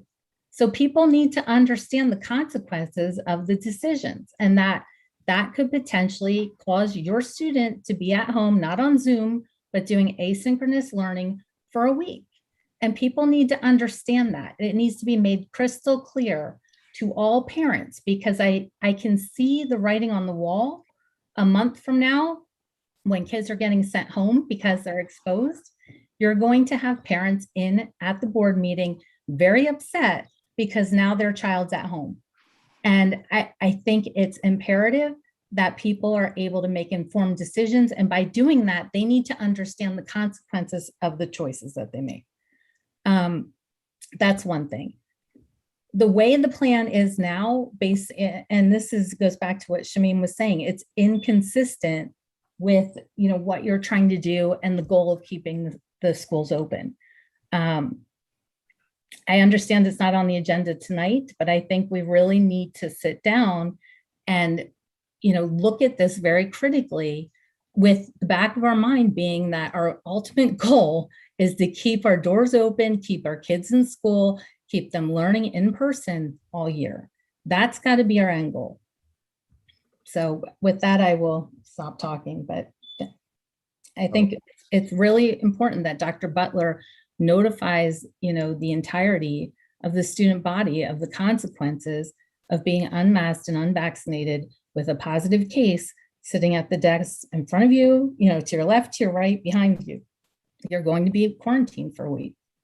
I mean, that's the reality of it. Well, I do Ms. think. Baxter, may I say, this is, I'm just going to read this, and I'm not in favor of any of these positions. That I just want to make sure that we know what we're doing. I'm reading this from what has been approved by this board. This is the fourth page of the health and safety plan that we approved, right? This is the law in this school unless you change it. And fourth page, item E, contact tracing. This is what it says. COVID-19 is considered a reportable communicable disease. Item number 1, suspected or known positive cases are required to be reported to the Saukner Valley School District school building nurse. And item number 2 says SVSD will continue to follow the PA Department of Health guidance for quarantine, isolation, and contact tracing. And everybody here today is, I know by now, aware what that is. I did not do fear mongering. My point was that when you have these positive cases will result in other people who are in that environment to be called close contact. And once they are identified close contact, they're going to be sent home. This is the reality of it. If you want to change it, change it. But you can't call this sort of like, this is what we have approved. This is what, 8 of the 9 of us have approved in the last meeting. You can't just basically wish the consequence of that away, because they're gonna follow that. You heard Dr. Butler, and the principals are gonna come. Mr. Deegan is there. Bring him to the podium. Mr. Deegan, if you have a case that comes to your attention, a kid who is positive and is sitting within the 6 feet of someone else, some other kids, are you gonna send those kids home or not? He can answer that question right now. If you want to direct him to go other way, do that. But otherwise, he's going to do that. He's going to send those kids away. See, I think, Shamim, I think that's the whole point that you've been trying to make all along here, is that right now we're being driven by this CDC guidance, which has some inconsistencies to it. For example, let's say the kid comes in sick, sitting around a group of other kids, and those kids have already had the disease. What do we know about if you've already had the disease? Well, you probably are good to go. You probably don't have anything to worry about. Yet the CDC guidance says 7 to 14 days. What? That doesn't make sense. So I think there's some granularity in here that we need to look at and make some adjustments and hopefully try and do it within the next 2 weeks. I see an issue with the CDC guidance and I don't necessarily agree with it. Okay, I'm gonna let Mike go. All right, so we went around the table all over again and got nowhere. We're still in limbo. Are we having a meeting to where we're gonna approve this plan in the near future because school's gonna be starting? So- Is there a Been date? approved. We already approved it. Well, this has been approved, Right. but according to what I'm hearing tonight, We have concerns. nobody's happy and there's so many open holes. You gotta throw it out. You gotta start over from what I'm hearing tonight. Well, I don't I think we mean- throw it out. I think it's going to have to be amended. Can Question- I ask? Well, I wanna- there's no, wait, Okay. I've got the floor. You do. Now, one detail has come to me to say, this is what we're gonna change. This is what we have. This is where it's gonna stand. This is what a parent's gonna do. This is how we inform the parents. This is it. Now, at the last minute, we're going, well, I want the parents to know, or one kid could get it. Like, where are we at here? Okay, if we got a hole that all the classrooms gonna get quarantined, all the classrooms gonna get quarantined. That's the only situation we have left. Nobody's giving us, I don't get what you don't see. These holes that we are considering, you can't close them. They're gonna be there no matter what you do, unless you go full masks. And that's another option. All kids have to wear a mask, because that's what I'm hearing from everybody. So I think well, I'm not saying that. I'm not saying put all kids in a mask. What I'm saying is we have, and I think this is parroting what Shamim is talking about and what Tracy is talking about, is that if you follow the track of what occurs when a child comes down with the disease and is noted for it in the class and we begin the contact tracing, if we follow the CDC guidance, we're going to take a big hunk of that class and send it home for a long-term quarantine. So the question becomes, does that make sense?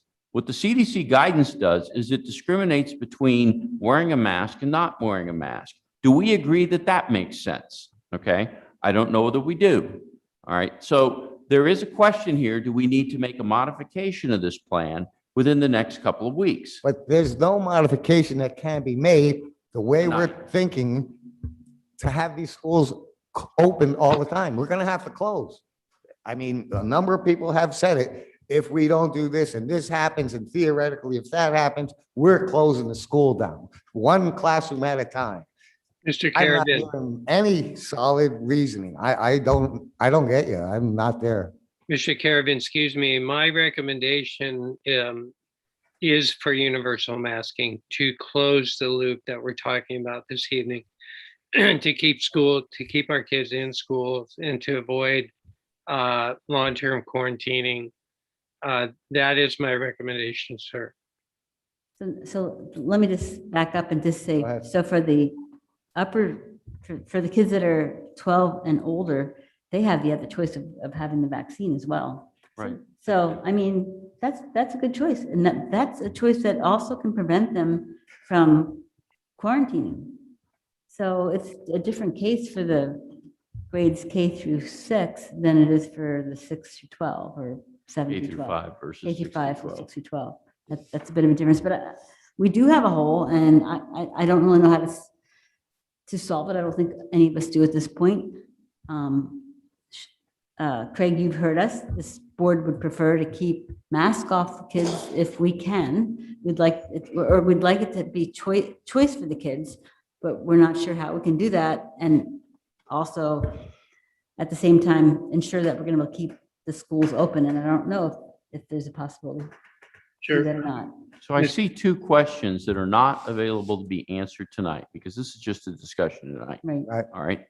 First question is there anything we want to modify in this plan to deal with the problem of a serious level of quarantine within the school due to a positive case or more? That's piece one. The other one is, do you want to go back to full, make everybody wear the mask? I think the answer to the second one is, no, you don't. Okay? And I think what we need our administration to do is go back and look at it, and they started this, they're just not there yet. Develop some guidance as to what would trigger A, either going back to full masking, or B, an adjustment to what the CDC calls for us to do with regard with this quarantining, because I'm not so certain that's the right approach. So, that, I think what we're really doing is looking at the administration coming back to us within the next week with some additional recommendations that we can look So at. I know we've all expressed, go ahead. You say some of the districts have come up with some alternatives, or no, they're all They have not. floundering? I'll be blunt, they have not. Okay. They see what's out there, the guidance. And admittedly, there is the same pressures being placed on administrations elsewhere that they want to minimize the quarantine window. It does admittedly put administrations and districts into a precarious position. I mean, without any definitive alternative option for when somebody could return, that is acceptable and that is maybe used in multiple locations, I think the default would be what you're getting from the Department of Health.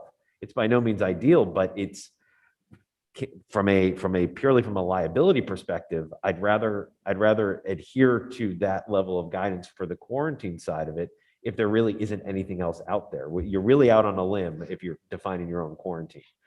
I think what you're hearing tonight is simply the prophylactic approach to try to avoid it. There's no easy answers on this. Now, between now and the next time that the administration engages with you publicly, there may be an opportunity to see if there's more clarification on the quarantine issue, but that is the question mark everywhere, Brian. Well, Do we want I to, knew this was coming. do we want to task the administration with continuing to take a look at it, and they can bring it back to us at the next board meeting? well, hold. There's a lot of parents sitting out there waiting for answers and hoping that we make the right decisions too. We don't have time to wait till the next board meeting. But we can't make a decision Today's the now. 10th of August. The next board meeting will be on the second day of school. Yeah.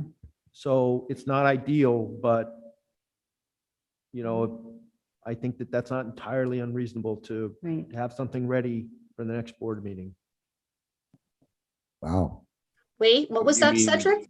Which board? You mean having the board meeting in 2 weeks or having a board? Yeah, no. Have it in 2 no, weeks. I'm saying 14 days from now, when our next scheduled board meeting is the second day of school. It's not ideal, but it's not like it's, the 10th day of school or something like Yeah. that.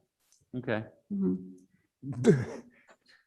What happens if 3 kids come in each classroom Oh, first day of school? it didn't it doesn't And they all happen. have It didn't COVID. happen when it was I at know, the I know, highest that's why I'm rates all the saying it. time. But So, it's a I mean, we're, hypothetical. You would war game that. What happens? Well, So that you know what it looks like. So That's- elementary we- school we have- closes down. well, we Right. just have quarantine. We have, 10 or 15 or 20 kids in quarantine, Yeah, right? In right. different classrooms. I mean, they're all Yeah. not going to be in the same classroom. We don't know that. Well, Well, now Mike, you're really Mike, up. okay. Anyway, Right. That's the way I'm feeling. I'm not sure that we have anything additional to add. Right. We're in a conundrum. We'd like to be able to continue with our plan. We also want to keep the schools open. So we're going to task the administration with continuing to look at this and address it and bring it back to us in 2 weeks. Can I make one comment, Susan? So Yes, go let's be ahead. let's be really clear. So we've decided to go against the administration's recommendation to go to universal masking, and we're going to open school No, following the current plan that specifically states that we're going to be doing quarantining following the DOH and CDC, no, correct? because, no, that's not correct. We did not make any decisions tonight. This was a discussion item only, and Dr. Butler made it very clear that he had multiple ideas and he wasn't sure what idea he actually formulated, so we don't have a definitive plan. That's So not I what would I not heard. characterize it as. That's not what I saying heard. He was very specific that he and the administration are recommending universal masking for start of school. Thank you. Okay, all right. Does anybody So- else have anything that they'd like to add? He also Ed? said that he was fully prepared to follow the plan that we approved at the last That's correct. duly advertised public meeting. And so I expect, there hasn't been any action to this board to the contrary. I expect that's what we're going to do. Right. So if we want to revisit it and shorten the quarantine window, let the administration come back That's with right. with the recommendation on how to shorten the quarantine window. Right. Okay. And Get kids returning to the classroom. I'm okay with shortening the quarantine window and trying to maximize the return to the classroom, like Mark said, other districts are considering how to do.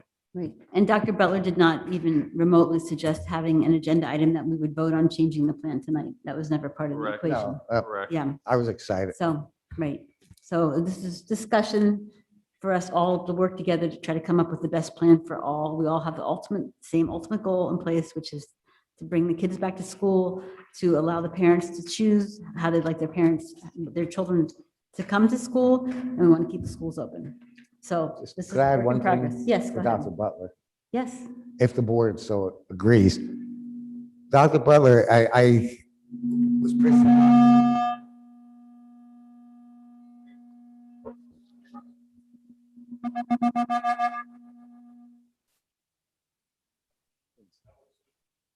Let's see. Yeah, she shut hers off and stopped, but Probably has something to do with Zoom. it's probably not working. Okay. So Dr. Butler probably can't hear me now, right? Mr. Kevin, I can hear you, not real clearly, but I can hear you. Turn your mic back. It's on. Okay. It's not working. Oh, yeah. It's It was brought to us today about the Spanish class and immersion class. Yes, sir. Is there any possibilities that you could look into that deeper and see if there's a method of madness that can be accomplished on doing that without masks? Mr. Kerben, I'll look at the entire situation with our administrative team, and that's on my list here. Because I take it as a very valid point. Yeah. That makes sense. What, Yeah. what That's about what the plan face shield? said. That's what the plan says though, right? Dr. Butler? That's what you're supposed to do. That's correct. Mr. What Andrews, about face shields for that class? I mean, we always said that face shields were an option for masking from the very beginning. So why can't we have face shields in that class and then people can see each other? And it does muffle the sound a little bit, but at least it's, Have you ever worn a face shield? They're rough to wear too. oh, I understand, but I mean, it's, what's that? Well, I know, but All right. So We got a basic task or two, our administration. All right. Let that Yeah. show. okay, so I think we've had enough discussion. Move on. I'm gonna move on to community outreach. Have you had any partnership meetings recently? No, okay. But we are, well, there is going to be a Zoom meeting on Wednesday that's also going to involve the Lehigh Valley Planning Commission. And we have a fairly large agenda on that, but it's going to be by Zoom. And there's a number of issues in there with the Lehigh Valley Planning Commission. For those of you who are interested in things like density and how things are being built, you may want to pay attention to what the Planning Commission is putting before us. Okay. So that's tomorrow at 1800 via Zoom. So how And it's can the hosted by average the Lehigh Valley Planning Commission. So if a person wants to go on, how do they go on and? Should be on the website for the Saucon Valley Partnership or the Planning Commission. Okay, so there's a website called Saucon Valley Partnership? Yep, Okay, all right. go to that. Okay, all right, thanks. Votek? Mostly routine. One thing I just want to mention is that the VOTEC is looking into a new program to teach our young folks how to work on electric vehicles. So it's just kind of a future there to get our folks positioned for the brave new world. Okay. And Brian, anything else you remember? just that was pretty exciting. It's a interesting program where they're actually converting gasoline powered cars to electric. And so they're going to buy a kit and start training our students on how to do that. How about the IU? Well, there's no meeting till the end. Okay, all right. Lower Saucon Chamber of Commerce? Oh, Nothing at this point, just the events they're running for Dimick Park and so forth. Okay, the Education Foundation, Tracy? Nothing to report. Okay, and Northampton has not met. We're meeting in September. Is there any new business? Did you do the PSBA? No. Well, Shamim's here. PSBA. Did I hear anything? Nope, okay. New business? Old business? Okay, citizens' comments? Yes.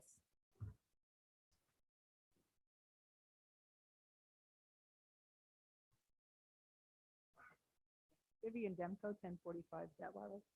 Mr. Reichfeld, thank you for bringing up class size, and Mr. Regan for actually having that information. Last year, when parents were given choice, the class size disparity was immense.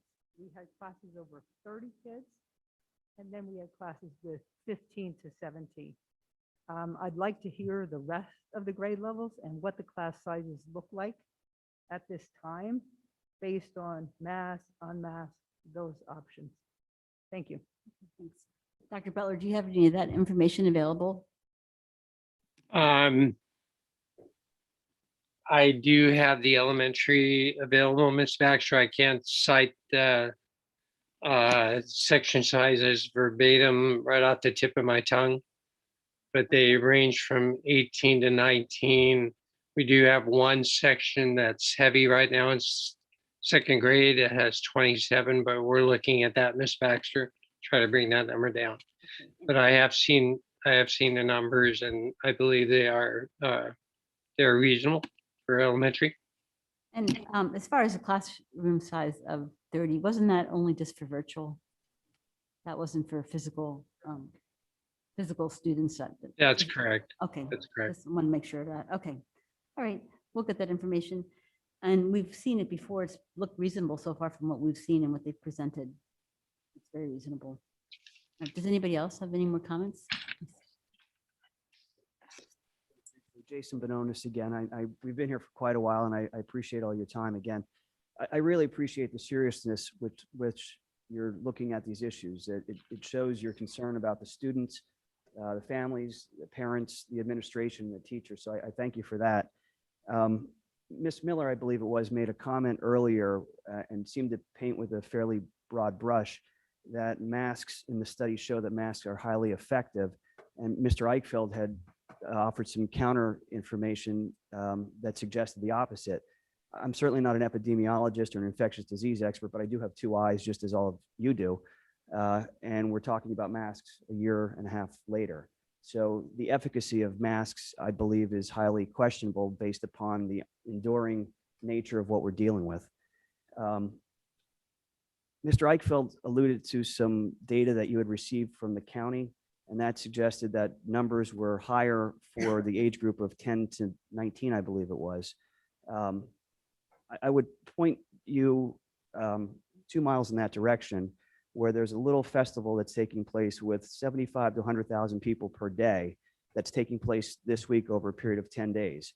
I don't offer that to diminish the severity or the growing number of cases that are positive. I offer that as an example of how life can exist in a normal way and allow us to continue as we lived our lives in the past.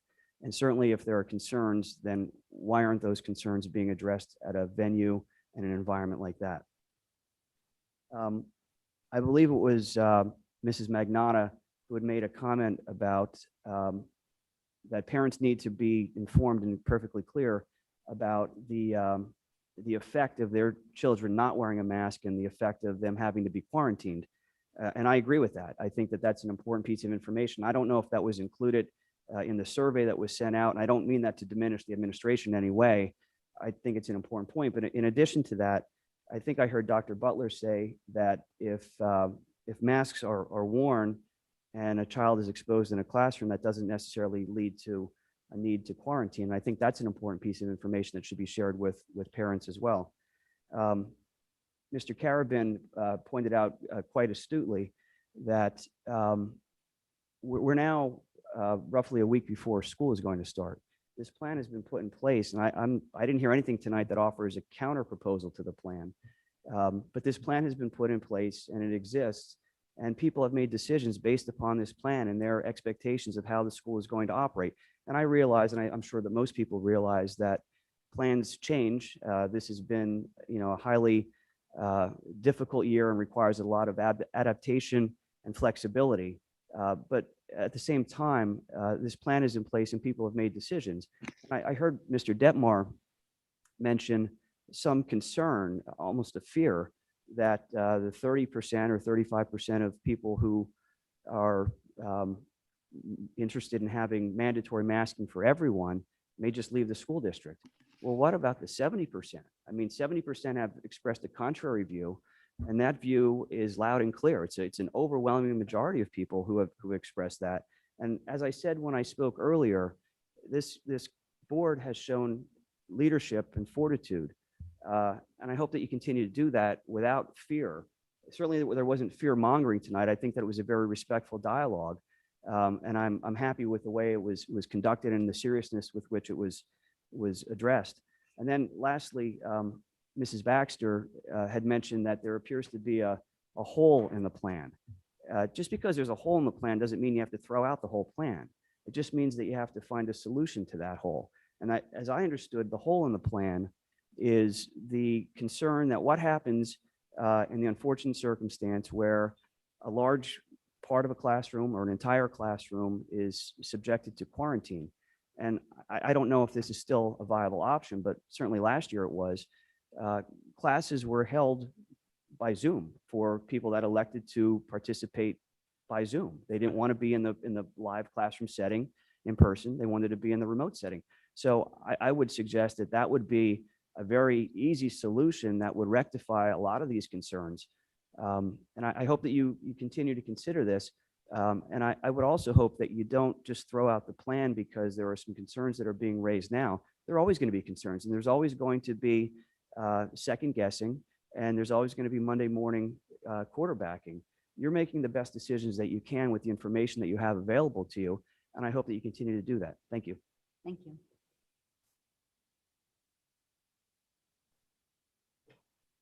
Smith, 2845 County Line Road. I'm sorry for my interruptions. I'm not known to be polite, I guess you could say, if you ask my wife. I have an opinion, and I believe that all the children are individuals. You're putting them together as groups of children, groups of 15 groups. They're all individual children. They don't want masks. I don't care what your parents say. Talk to these young kids. They don't want to wear a mask. Why in the world would they want to wear a mask? All anonymity is gone. They're losing their identities. And yet you continue. My son has had the same mask for a year and a half. So I'm sorry. I'm just going to tell it like it is. It's on the floor in my car. It's in the back seat. It's in the trunk. It never saw a washer in its life. Okay?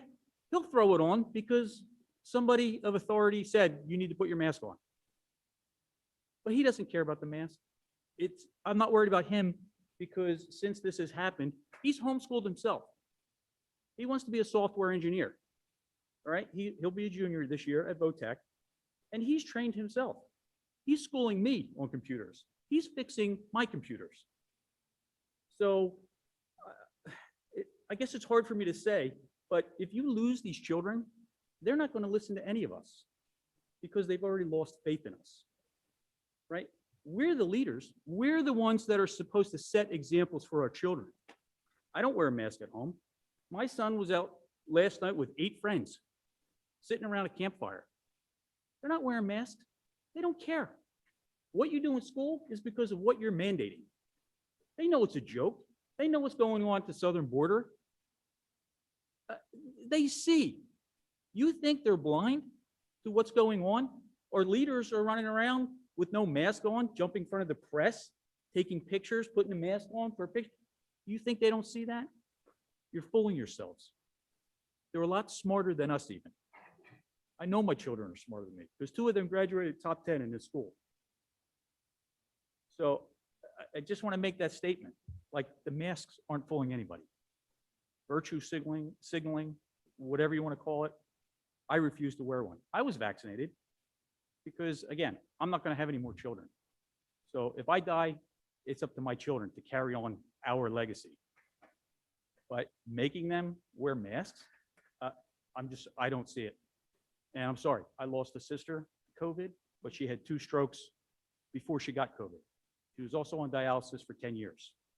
So I'm not immune to it. We're all not immune to it. We've all had COVID or someone that died or someone that was affected. We're all going to get sick. The kids are going to get sick. They're not dying. All right? We're making it out like you're scaring the living crap out of our children. And you're making it acceptable. It's not acceptable. I refuse. I refuse. It's ridiculous. And nobody's saying it. We're all going along with this big scam. Yes, it's COVID. We're getting sick, but we're living. We're not dying. A small portion. We've overcome these obstacles. The Delta variant. What's it going to be next? How many hoops? How many hoops are we going to jump through? What's the next one? What's the next one after that? What's the next one until Donald Trump dies? Because despite all of this, we know it's all about politics. There's a left side and a right side, and everybody's jamming each other together, and nobody cares. You're just all for this side or you're all for that side. That's not really the way it was designed. You can get together, talk about it, come up with the best solutions, but you don't sit there in the back and stab each other in the back. And I'm seeing a lot of that going on right now. What happens with this? What happens with it? What happens if one child is infected? Okay, you pull them out. All right? It doesn't mean the whole classroom goes and they're all sick. It's ridiculous. You're looking into a future ball that you can't see. Yes, you can make plans. What happens? Do we have to send the kids home? Personally, my son Nolan would love to stay home and Zoom because he sleeps till 11 o'clock in the morning. All right? And I'm sure all these other kids too. They're losing everything. They have no faith in us. They don't know where to go. They don't know what to do. And I'm sorry, I wasn't a great student at school either, like my youngest son. But I think you're going to lose these children if you just, you really, the mask, they don't care. They're just doing it because we're the leaders, we're the parents. But at home, we're not wearing masks.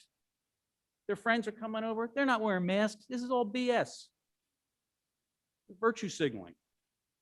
So when are we going to stand up and say enough with this nonsense? I don't care what the CDC says. I don't care. We have the best healthcare system in the freaking country right here.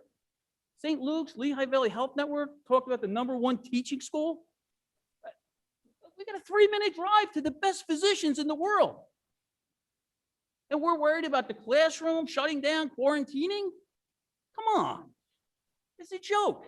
Third world countries should be worried about that. Not us, not the United States of America. We don't fear, we don't wallow in fear. We stand up to it, we fight it, we find a solution, and we fix it. And we've been doing that.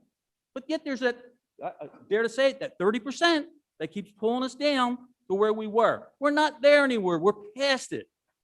We're over the hill. The Delta variant, it's a little scare.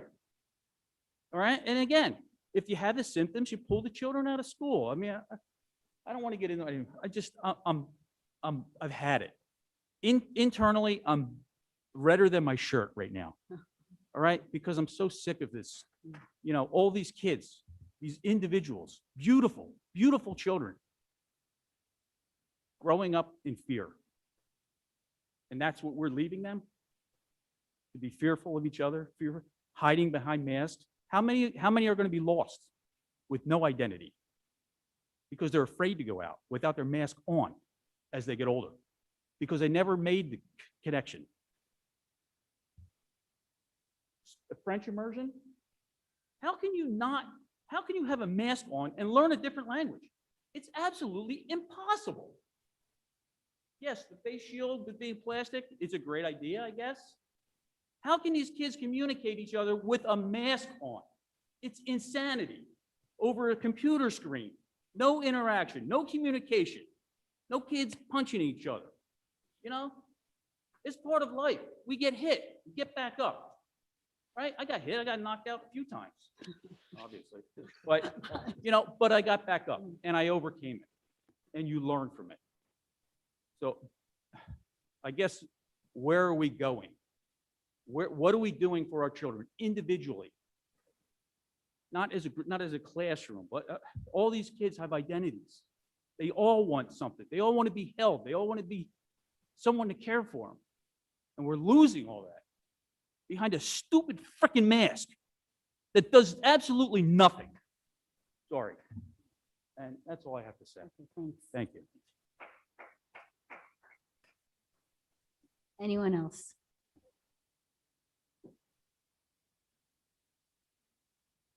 Mark Salgado, Second Avenue. I know we're running late, so I promise I won't take up too much of your time. Just two quick questions. What is preventing you, besides the fact that we're wrapping up, from voting on anything tonight? Is it the word discussion that was in the agenda? Because I mean, this was on the agenda, but you said you can't So, vote. yes. So we try to follow our agenda.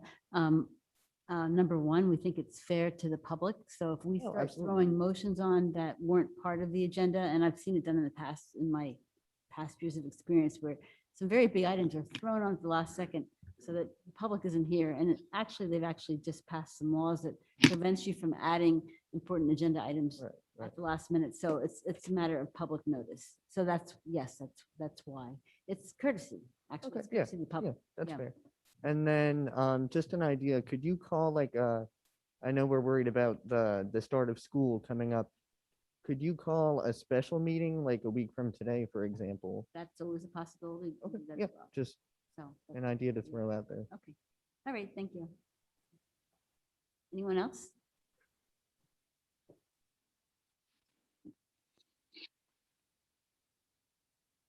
And Grady, I live on Puggy Avenue, Puggy Lane, I'm sorry. I just wanted to follow up on what he just said. There has been studies that masks do nothing, but there's quite a few things about what are happening right now that are distressing me very much. Okay, we are being told that we have to get vaxxed, we have to wear masks. They're talking about masks, passports, and all that. Okay, while at the same time, the southern border is wide open. Okay, and if I were to go to Mexico for vacation, I'd have to get tested before I'd be allowed back in. Okay, but they're not.